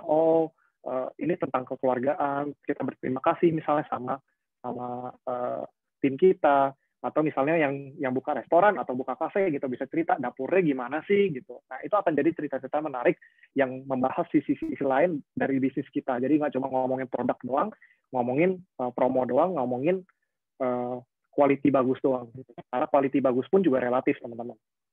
Harga murah juga relatif. Gitu. Harus ada pembandingnya, baru bisa dibilang kayak gitu. Oke? Nah, ini salah satu contoh juga kita bikin untuk klien kita ini, entertaining. Murid-muridnya ini masak sebenarnya. Cuma ini murid-muridnya kita suruh bikin TikTok, kita suruh antri, kita suruh tebak-tebakan. Orang-orangnya cukup kaku sebenarnya di sana. Cuma ya ini kita bikin lebih fun. Kira-kira seperti ini. Kalau salah dikeplak.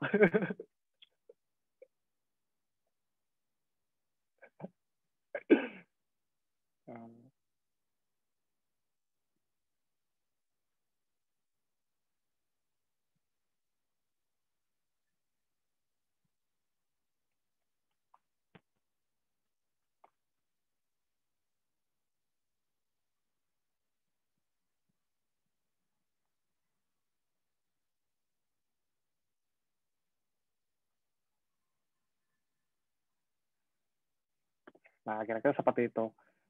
Ini kenapa kita bikin kayak gini? Karena ini anak-anak murid-muridnya adalah murid-murid dari program kuliner. Jadi mereka ada 2 program, pastry dan kuliner. Kita bikin anak-anaknya program kuliner. Jadi mereka suruh tebak-tebakan bahan-bahan masakan tuh apa aja. Gitu. Sambil kita kasih tahu bahwa apa sih yang sudah dipelajarin sama mereka selama ini, selama beberapa bulan di sekolah masak itu. Nah, educating juga ada segini. Jenis-jenis pengembang pastry kita bikin gitu. Nah, konten ini nanti akan berkaitan dengan namanya objektif kita di sosial media nanti. Ini harus semua nyambung. Konten-konten yang kita bikin itu semua harus nyambung dengan brand kita, harus nyambung dengan objektif kita. Karena kalau nggak nyambung, orang akan bingung nanti. Nah, ini beda. Ini resto. Oke. Nah, yang ketiga adalah Kita harus bisa komunikasiin konten kita, brand value kita lewat storytelling konten. Jadi nggak mau kan teman-teman punya sosial media isinya begini doang nih, sepatu semua. Orang juga nggak menarik kayak gini. Orang kayak lihat katalog kayak gini, cuma sepatu. Ya ini ini nggak ada bedanya sama teman-teman sama e-commerce gitu. Daripada kayak gini, mendingan langsung masuk e-commerce aja kalau kayak gini. Nah, jadi stop selling, start telling, start give something kepada target audiensnya. Nah, gimana sih caranya sekarang kita bikin storytelling lewat konten kita? Nah, sebenarnya gampang teman-teman. Kalau teman-teman suka nonton Avenger, gitu kan? Avenger kemarin kan, atau yang lagi ikutin nggak WandaVision, gitu, yang lagi heboh sekarang, atau kemarin Startup, gitu, atau Harry Potter, gitu, atau Hunger Games, gitu. Nah, semuanya sebenarnya punya storytelling yang sama, teman-teman. Ada introduction-nya, mereka itu siapa, mereka kemana, gitu. Mereka punya masalah apa sih sebenarnya, gitu. Mereka menghadapi krisis apa di masalahnya mereka. Lalu datanglah kita, gitu. Datanglah kita sebagai pembantunya mereka, untuk mereka bisa jadi hero-nya mereka. Jadi kalau kita bikin konten storytelling, teman-teman, jangan menempatkan kita sebagai hero-nya. Oh, saya sebagai penyelamat kamu, selama penyelamat hidup kamu. Enggak, teman-teman. Tapi audiens kita yang akan menjadi hero-nya. Pahlawannya dari masalah mereka masing-masing. Gitu. Untuk itulah kita sebagai brand ada untuk membantu mereka untuk menyelesaikan masalahnya mereka, untuk menghadapi krisisnya mereka. Dari introduction, ini ada rising action, ya kan? Mereka mulai ketemu masalahnya, ada apa, gitu. Masuk klimaks. Klimaks ini mereka udah ngadepin masalah nih, masalahnya, waduh, ini bikin mereka kalau misalnya contoh, kalau kamu nggak paham keuangan sekarang, wah nanti masa pensiun nanti berantakan loh gitu, nanti masih harus bekerja atau segala macam gitu. Pernah lihat ya konten-konten kayak gitu ya, gitu. Konten-konten tentang keuangan kan lagi banyak nih, lagi ngetren banget sekarang. Nah, salah satu contoh storytelling yang bagus itu, akun storytelling yang bagus itu sebenarnya adalah Joska.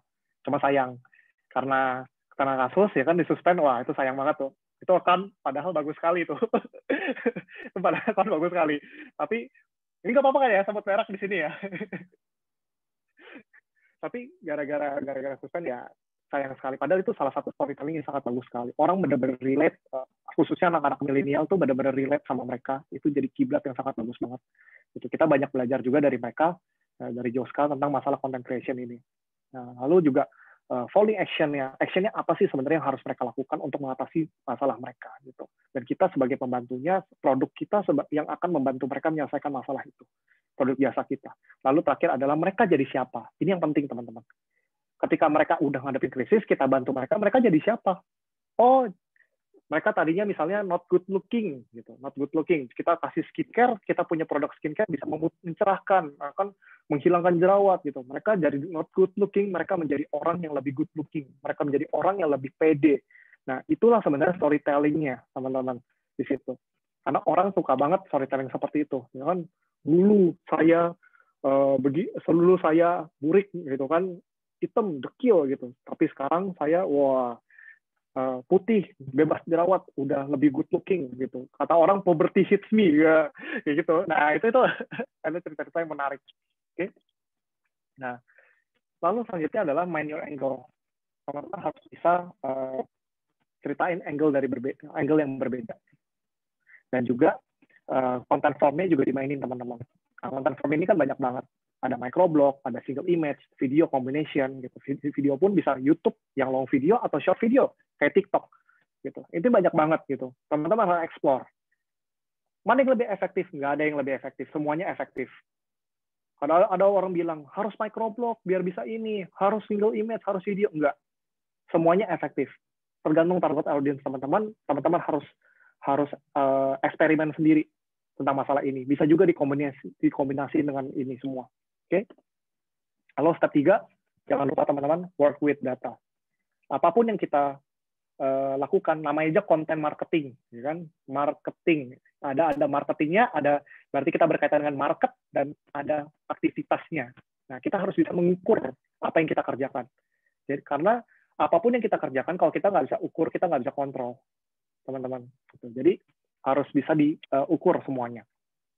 Nah, ini ada satu case di Meta. Ini aku kasih satu case yang kita kerjakan. Nah, ini ada Indonesia.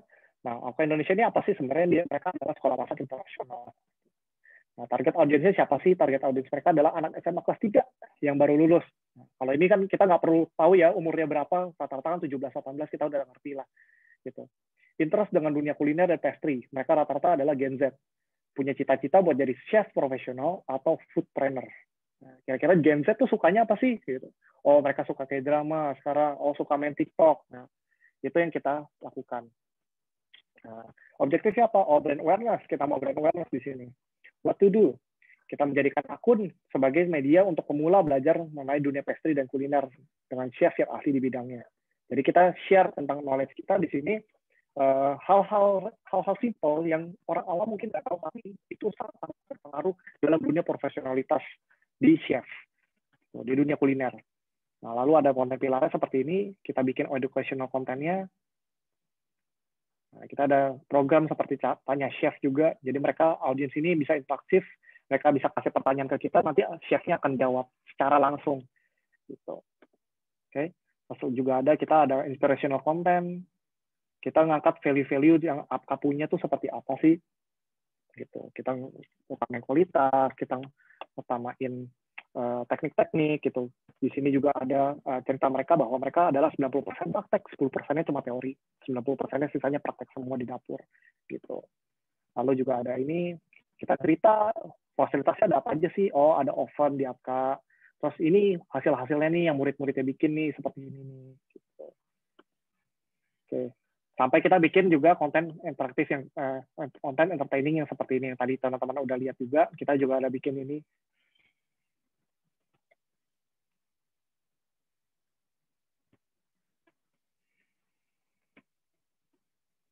Nah, jadi view-nya banyak banget nih teman-teman, reach-nya juga banyak banget ketika kita bikin ini.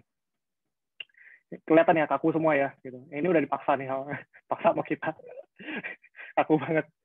Oke. Yang terakhir adalah work with data. Nah, teman-teman harus bisa ukur. Kalau kita objektifnya adalah awareness, kita harus bisa ukur share-nya berapa, save-nya berapa, reach berapa, impression-nya berapa. Nah, data ini teman-teman, ini yang akan jadi senjata teman-teman untuk bikin konten selanjutnya. Ketika teman-teman nge-push beberapa jenis konten, teman-teman push semua, teman-teman tahu. Ketika teman-teman bisa mengukur ini, teman-teman tahu mana konten yang works, mana enggak. Yang enggak kita take down, yang works kita lanjutin, kita duplikasi. Udah, gitu aja teman-teman. Nah, makanya tadi kenapa Bro Rifani bilang, kalau misalnya teman-teman nge-post sekali langsung like-nya 100, wah, nggak realistis katanya. Karena ya ini, teman-teman, kita harus terus-terusan eksperimen. Kita harus terus-terusan eksperimen, kita harus terus-terusan coba-coba terus gitu. Baru kita ketemu formula yang tepat, baru kita ketemu mana konten yang bermanfaat, mana konten yang works, mana yang enggak gitu. Dari situ. Oke. Nah, thank you teman-teman. Mungkin dari aku sekian itu aja. Aku kembalikan ke moderator. Silakan. Oke, menarik sekali ya materi yang disampaikan oleh 3 pembicara tadi. Saat ini kita masuk ke sesi Q&A. Karena keterbatasan waktu, kami hanya memilih beberapa pertanyaan ya, teman-teman. Oke, baik. Pertanyaan pertama ada dari Saudara Sarjiman Libe. Kepada Saudara Sarjiman Libe, apakah berkenan open mic untuk bertanya langsung kepada narasumber?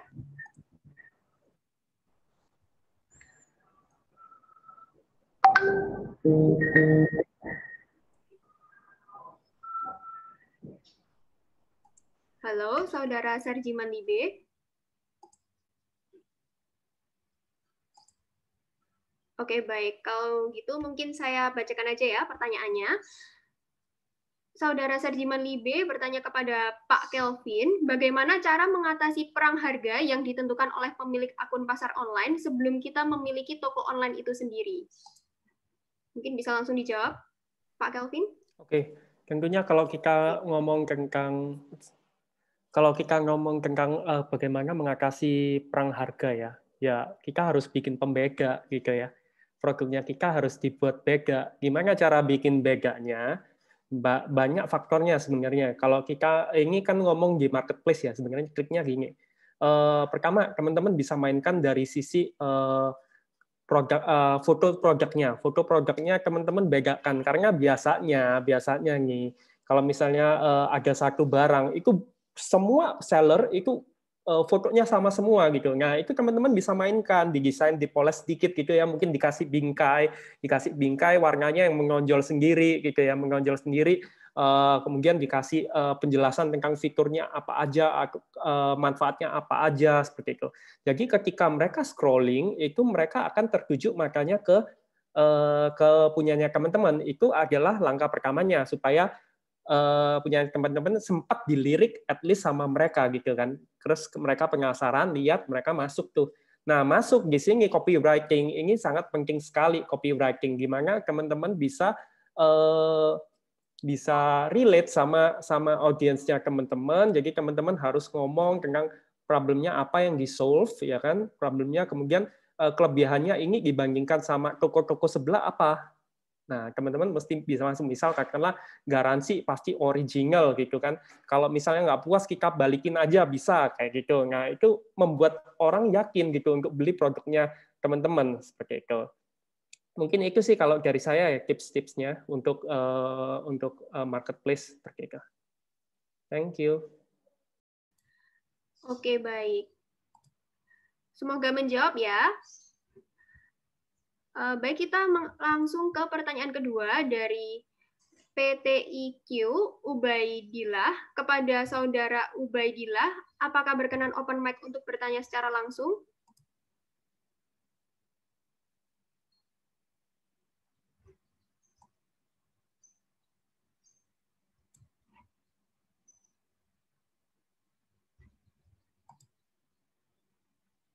Oke, saya bacakan saja ya.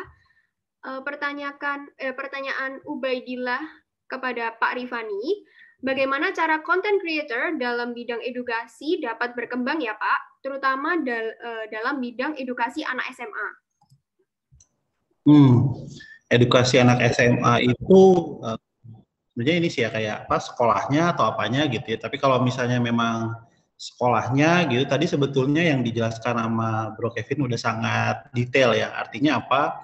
Artinya apa sih keunikan gitu ya dari SMA itu gitu ya, apa fasilitasnya atau guru-gurunya mungkin atau lokasinya gitu ya. Nanti kalau misalnya orang datang ke SMA itu seperti apa gitu ya, apa ekstrakurikulernya dan lain-lain. Tapi balik lagi ketika kita bicara konten, kita bicara cerita gitu ya. Kita bicara cerita. Artinya bukan oh ini SMA terbaik, ini lokasinya paling strategis, ini ekskulnya banyak gitu ya, tapi lebih ke feel-nya gimana sih? Gitu ya. Bayangkan bahwa audiens kita sebetulnya bukan anak itu gitu ya. Audiens kita adalah orang tuanya sebetulnya. Gitu ya. Kalau misalnya saya sebagai orang tua, saya ingin menyekolahkan anak saya tuh di mana? Gitu ya, di mana kalau misalnya sekolah gitu ya, seperti mungkin sekolah yang guru-gurunya berkompeten gitu, nanti bisa ada wawancara gitu ya, ada testimoni anak siswanya di situ gitu ya. Tapi kalau misalnya let's say pendidikan SMA yang dimaksud adalah kursus gitu ya, tapi kurang lebih sama gitu, artinya testimonial, fasilitasnya misalnya cuma ada video gitu ya, tadi kata kalau dari kontennya Bro Kevin tadi udah kelihatan gitu ya, pas masuk ke sekolahnya seperti apa, disambut dengan fasilitas apa gitu ya, lebih ke arah situ ya. Tapi balik lagi, prinsipnya adalah ketika kita misalnya mulai main di konten marketing berkaitan dengan sosial media, kita lebih give ya, banyaknya give gitu ya. Baru ada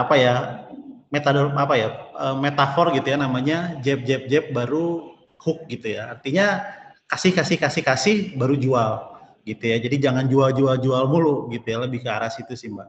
Kurang lebih seperti itu. Oke, baik. Terima kasih ya. Semoga jawabannya menjawab ya. Oke, ada pertanyaan lagi dari Andi Openta untuk Pak Kelvin. Bagaimana cara meyakinkan customer kalau produk yang kita jual online benar-benar sesuai dengan harapan pelanggan? Mungkin bisa langsung dijawab Pak Kelvin. Ya, mungkin itu main di copywriting ya. Kalau menurut saya copywriting di mana caranya teman-teman bisa memainkan emosinya dari calon pembeli, yaitu dengan pertama kita harus berempati terlebih dahulu sama pembeli kita. Problem apa sih yang mereka alami, yang kenapa kok mereka butuh produknya kita? Nah, itu ditulis di situ. Oh, Anda mengalami bla bla bla bla. Ya, kita paham gitu kan, kita paham. Nah, oleh karena itu produk kita hadir. Kita bisa bantu ABC. Kemudian teman-teman juga pahami biasanya objection-nya mereka apa gitu ya. Mereka punya objection pakai produk ini apa? Apakah mungkin kalau misalnya semir rambut gitu ya, semir rambut mungkin yang membuat mereka tidak membeli produk kita itu mereka takut rambutnya rusak misal katakanlah. Nah, itu teman-teman state bahwa produk ini tidak membuat rambut menjadi rusak gitu ya. Bahkan rambutnya jadi lebih kinclong gitu ya, lebih menarik perhatian misal contoh kayak gitu. Jadi objection itu di state di depan gitu. Objectionnya mereka harus teman-teman counter di copywriting-nya seperti itu. Kemudian tawarkan juga jaminan-jaminan atau apa kelebihannya beli di tempatnya teman-teman dibanding dengan toko sebelah gitu ya. Apakah ada jaminan jaminan kalau misalnya nggak cocok bisa kembali, misal produk jaminan harga termurah, misal katakanlah, nah itu bisa dimainkan seperti itu. Oke, baik. Semoga menjawab ya. Selanjutnya ada pertanyaan dari Rizky Brenner untuk Kevin.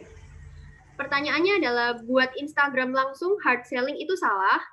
Berapa lama bangun brand awareness untuk soft selling sebelum hard selling? Mungkin bisa langsung dijawab, Kevin. Thank you.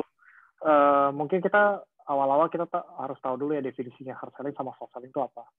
Kalau hard selling itu ibaratnya gini, teman-teman tuh nawarin langsung, saya jualan air minum nih misalnya. Belilah air minum ini sekarang. Harganya cuma 5.000, diskon 20%. Beli hari ini gratis ongkir. Itu hard selling. Kalau soft selling tuh kayak gini. Teman-teman, hari ini cuacanya panas ya. Cuacanya panas. Ini kayaknya sekarang tuh udah, misalnya contoh, sekarang tuh 30 derajat Celcius tuh panas banget loh kayak itu. Kalau panas-panas gini, itu emang paling enak sih minumnya yang dingin-dingin ya gitu. Kebetulan gue lagi ada nih minuman nih gitu kan. Baru dari kulkas nih. Ini aja udah cukup sih, enak banget gitu. Ini aja seger banget gitu. Udah, itu nggak jualan kan. Tapi teman-teman tahu ini mereknya apa, ya kan? Gunanya buat apa, nyegerin apa enggak. Kalau dimasukin kulkas kayak gimana. Itu sosial. Aku cerita. Dan teman-teman kalau sadar dari tadi, presentasiku semuanya itu adalah storytelling. Dari awal aku cerita dulu, dari awal gimana masa pandemi, banyaknya berapa masuk, gitu, bisnis yang masuk ke e-commerce berapa banyak, ke digital berapa banyak, baru aku kasih tahu step-nya. Dan terakhir aku kasih case-nya teman-teman jadi tahu gambaran seperti apa, dan end. Semua itu storytelling tadi sebenarnya. Kalau teman-teman sadar itu semua storytelling. Dan itu teman-teman ngikutin dari awal sampai akhir. Gitu. Aku lihat garing keluar tadi tuh kan. Garing keluar. Jadi teman-teman ngikutin kan dari awal sampai akhir. Nah, itu storytelling. Itu yang bikin teman-teman tuh larut dalam ceritanya. Nah, sekarang pertanyaannya, apakah awal-awal hard selling salah apa enggak? Nah, tadi coba dijawab. Kalau teman-teman ketemu orang, tiba-tiba ditawarin kayak gitu, mau beli nggak? Teman-teman kira-kira mau nggak kayak gitu? Pasti nggak mau kan? Ih, malas siapa lu gitu? Kenal aja belum gitu. Kenal aja belum udah nawar-nawarin gitu kan. Kenalan dulu dong gitu. Nah, nggak kenal maka tak sayang gitu. Kenalan dulu jadi. Teman-teman jualan apa? Jualan minuman. Cerita bagaimana minuman ini bisa menyegarkan Anda, bisa bikin Anda lebih sehat, ya kan? Itu yang disebut dengan storytelling gitu. Soft sell-nya seperti itu maksudnya gitu. Tetap kan produknya tetap kelihatan kan gitu. Teman-teman bukan berarti nggak bisa nongolin produk sama sekali, enggak gitu. Produknya tetap kelihatan, tapi tetap teman-teman lebih ngedepanin ceritanya dibanding jualannya. Nah, nanti orang kalau udah paham ini produk buat apa, ya kan fungsinya apa, bisa buat ngapain dalam hidup mereka, baru teman-teman kasih penawaran hard sell di situ. Berapa lama? Biasanya untuk bangun awareness itu, kita kalau di agency itu 3 bulan biasanya. Biasanya 3 bulan. Cuma itu tergantung case-nya. Bisa lebih cepat nggak? Bisa lebih lama? Bisa juga. Gitu. Tergantung produknya apa yang dijual, fast moving product, atau misalnya kayak tadi aku punya klien, furniture luxury. Orang beli furniture luxury harga satu meja 100 juta, nggak mungkin mereka kayak beli kacang goreng kan. gitu. Mereka pertimbangannya mungkin 2-3 bulan gitu baru beli gitu. Nah, itu balik lagi produk apa dan berapa, itu relatif sih sebenarnya. Moga-moga menjawab. Thank you. Oke, terima kasih. Semoga menjawab ya teman-teman. Berikutnya ada pertanyaan dari Deden Tresna untuk Pak Rifani. Kapan waktu yang tepat untuk melakukan FB Ads dan IG Ads? Kalau kita baru mulai usaha dan merintis sosial medianya, dan yang terpenting ads itu lebih fokus untuk brand awareness atau untuk action pembelian. Terus konten seperti apa yang cocok untuk dijadikan ads? Bisa langsung dijawab, Pak Rifani? Oke, sebenarnya ini tadi kurang lebih nyerepet jawabannya Bro Kevin ya. Artinya kalau kita mau bicara awareness, kita apa ya? Mungkin teman-teman bisa coba dengar iklan radio deh, yang namanya Adlibs ya. Itu kan biasanya dia lagi ngobrol-ngobrol, tiba-tiba ada tuh produknya keluar tuh. Jadi kurang lebih seperti itu ya, bercerita. Tapi kalau bicara kapan waktu yang tepat untuk pakai IG Ads gitu ya, FB Ads adalah ketika teman-teman udah yakin konten yang teman-teman bikin itu menarik, gitu ya. Pasti nggak banyak yang lihat, banyak yang like, belum pasti. Gitu. Justru karena belum pasti itulah kita harus coba. Ya misalnya nih, teman-teman punya brand fashion gitu ya, atau brand kosmetik. Mungkin ada tips-tips pilih kosmetik, ada tips-tips dandan waktu nikahan gitu ya, ada tips-tips apa dan lain-lain. Nah, itu dicoba aja dulu semua ads. Gitu ya. Toh ads nggak mahal ya, teman-teman invest lah di situ misalnya let's say 20.000 sehari untuk masing-masing konten. Gitu ya, dicoba aja. Dari situ bisa kelihatan tuh kira-kira yang mana sebetulnya yang mendatangkan banyak view, yang mana yang mendatangkan banyak like gitu ya. Tapi tadi sudah dijelaskan sama Bro Kevin juga bahwa yang bagus kita coba bikin lagi dengan konten yang serupa gitu ya. Yang jelek kita coba analisis nih sebenarnya ya, sebelum dibuang ya Bro Kevin ya. Sebelum dibuang kita cek dulu nih kira-kira apa yang buat konten ini nggak menarik untuk di like atau nggak menarik untuk di view gitu ya, atau reach-nya rendah atau dan lain-lain gitu. Jadi itulah sebenarnya privilege ketika kita beriklan secara digital gitu ya, atau online terutama di sosial media. Artinya kita punya ada masa belajarnya lah gitu ya, ada masa coba-coba, oh ada yang gagal, ada yang berhasil gitu ya. Itu sebenarnya enaknya tuh sekarang seperti itu, dan semuanya by data gitu ya, semuanya by data bisa dianalisis, lalu ya dievaluasi kira-kira dengan investasi yang tadi keluar seperti apa sih gitu ya. Nanti tadi misalnya seperti yang dijelaskan oleh Bro Kevin, udah setelah 2 bulan, 3 bulan awareness-nya sudah mulai terbentuk gitu ya, barulah diselipin gitu ya jualan yang hard sell lah gitu ya istilahnya. Jadi lebih ke arah seperti itu, dan tapi tetap ya case pasti beda-beda, tergantung produknya, tergantung harganya, tergantung target marketnya juga gitu ya, tapi most probably secara case-nya kurang lebih seperti itu. Semoga menjawab ya. Oke, semoga menjawab ya. Pertanyaan selanjutnya dari Dian Ayu kepada Pak Kelvin. Apakah menggunakan Instagram Ads efektif digunakan untuk meningkatkan engagement dan awareness untuk bisnis kita? Bisa langsung dijawab, Pak Kelvin. Oke. Berdasarkan pengalaman saya, iya betul. Kalau awareness cukup dari segi inginnya pricingnya kalau dibandingkan dengan dari platform sebelah ya memang lebih murah. Tapi kembali lagi semuanya itu dikembalikan ke setup ads-nya ya. Gimana caranya teman-teman setup-nya. Objektifnya harus disesuaikan dengan tujuan teman-teman beriklan. Objektifnya apa, kemudian juga audiensnya juga perlu disesuaikan juga, harus benar-benar sesuai dengan yang mau dituju gitu kan. Biasanya itu kesalahan pemula itu audiensnya mereka berpikir bahwa wah ini sebanyak-banyaknya ini malah kena gitu ya, malah kena. Padahal salah. Sebenarnya kita harus benar-benar audiensnya harus kita set up. Memang yang pakai produk kita itu orang-orang yang seperti bagaimana itu kita targetkan seperti itu. Bisa juga menggunakan pixel ya. Pixel itu sangat berguna sekali. Atau teman-teman kalau misalnya punya customer punya apa namanya? Tadi sempat saya singgung sedikit ya. Kalau teman-teman punya database pelanggan, nah itu teman-teman upload ya, upload ke Facebook, jadikan audience. bagikan audience, kasih nama audiensnya mungkin past purchase gitu ya. Kemudian teman-teman bikin look alike namanya kalau di Facebook, look alike audience. Nah, kemudian itu teman-teman sasar seperti itu ya mungkin. Mungkin dari saya seperti itu, semoga menjawab ya. Oke, semoga menjawab ya. Pertanyaan selanjutnya dari Aisyah untuk Pak Rifani. Pertanyaannya adalah, apakah storytelling menggunakan Instagram Story masih efektif atau cukup hanya dengan Instagram Post saja? Bisa langsung dijawab, Pak Rifani? Stories efektif sih ya, jelas ya, karena stories itu lebih sifatnya lebih bukan refleks ya, apa namanya, casual gitu ya, benar-benar at the moment gitu ya, karena dia kan umurnya nggak selamanya gitu ya, jadi dia umurnya cuma sebentar. Saya rasa sih cukup ya, butuh untuk mensupport justru konten yang di postingnya biasa gitu. Karena misalnya biasanya ya kita bantu klien kita tuh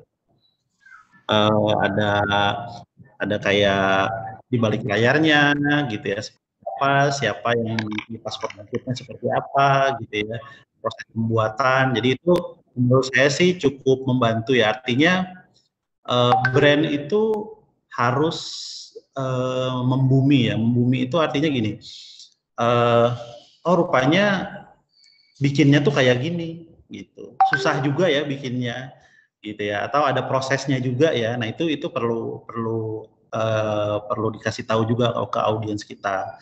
Itu kan audiens kan pasti lihatnya perfect aja gitu ya. Nah itulah sebenarnya momen di story itu untuk yang bantu hal-hal yang bersifat mendekatkan kita dengan audiens kita juga. Sebenarnya seperti itu. Semoga bantu ya. Thank you. Oke, semoga menjawab ya teman-teman. Ada pertanyaan dari Hijrah Hendar Rafli untuk Pak Kelvin. Pertanyaannya adalah, konten marketing sangat berpengaruh terhadap respon calon konsumen.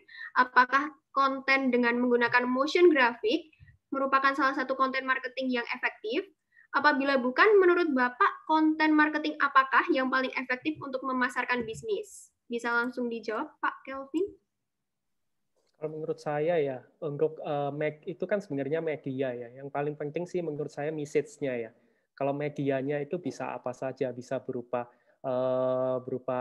kayak yang tadi ya sempat saya tunjukkan itu kan ada motion graphic ya, motion graphic video. Mungkin bisa juga beberapa waktu yang lalu yang lagi ngetren tuh karusel konten ya, konten karusel. Tapi kalau misalnya kita lihat sebenarnya nggak ada masalah bentuknya seperti apa, tapi yang paling penting itu menurut saya kontennya, isinya, pesannya, message-nya, itu mungkin kalau dari saya. Thank you. Oke, semoga menjawab ya.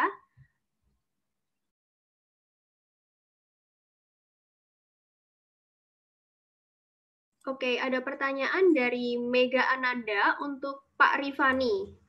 Dalam konten marketing itu didukung dengan copywriting. Cara membuat copywriting yang baik agar menarik konsumen kita atau orang yang berkunjung ke postingan kita mau tertarik membaca dan melihatnya.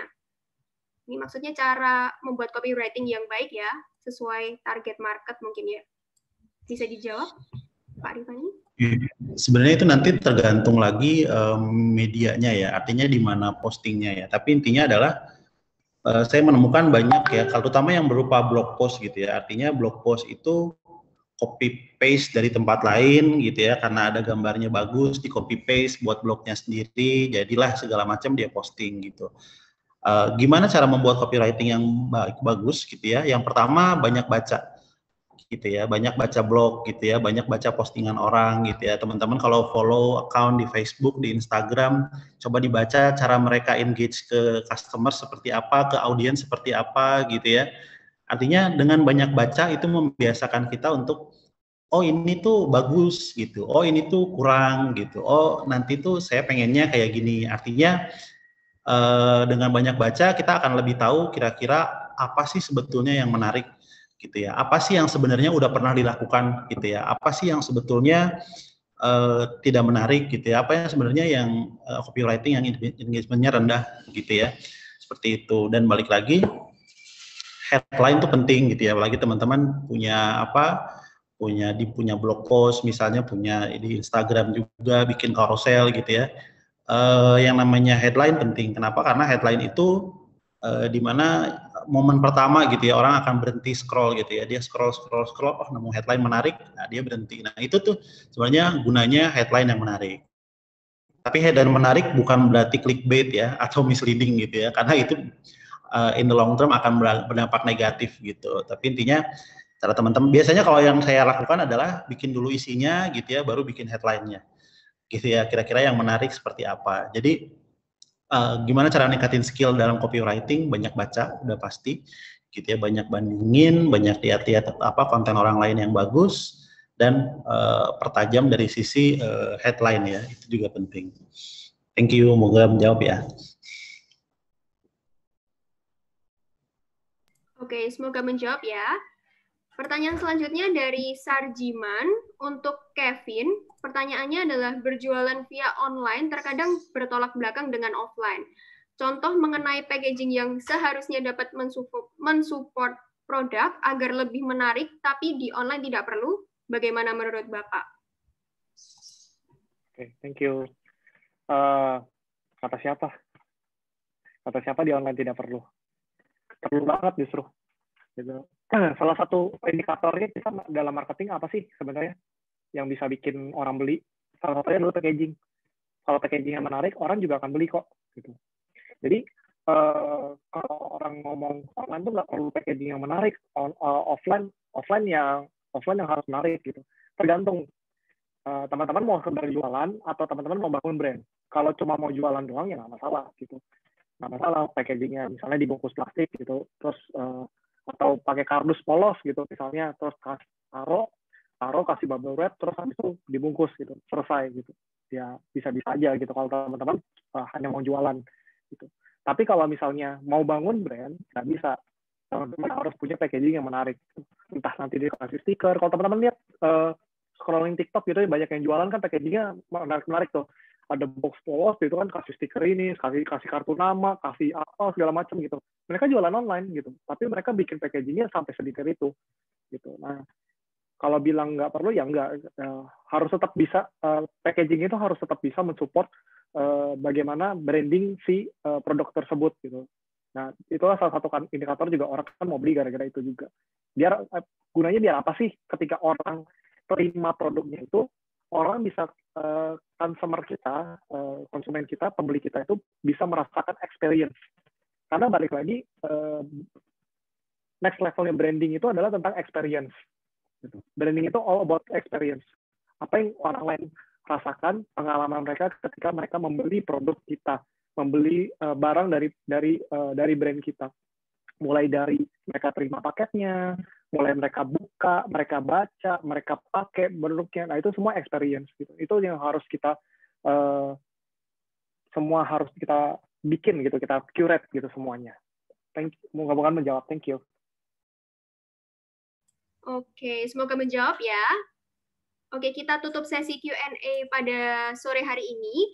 Terima kasih untuk Pak Kevin, Pak Rifani, dan Kevin untuk materi dan diskusinya pada hari ini. Semoga ilmu yang didapatkan bisa bermanfaat buat kita semua ya. Sebelum berpisah, pastikan teman-teman sudah mengisi form feedback yang sudah kami berikan via kolom chat atau via email masing-masing ya, teman-teman.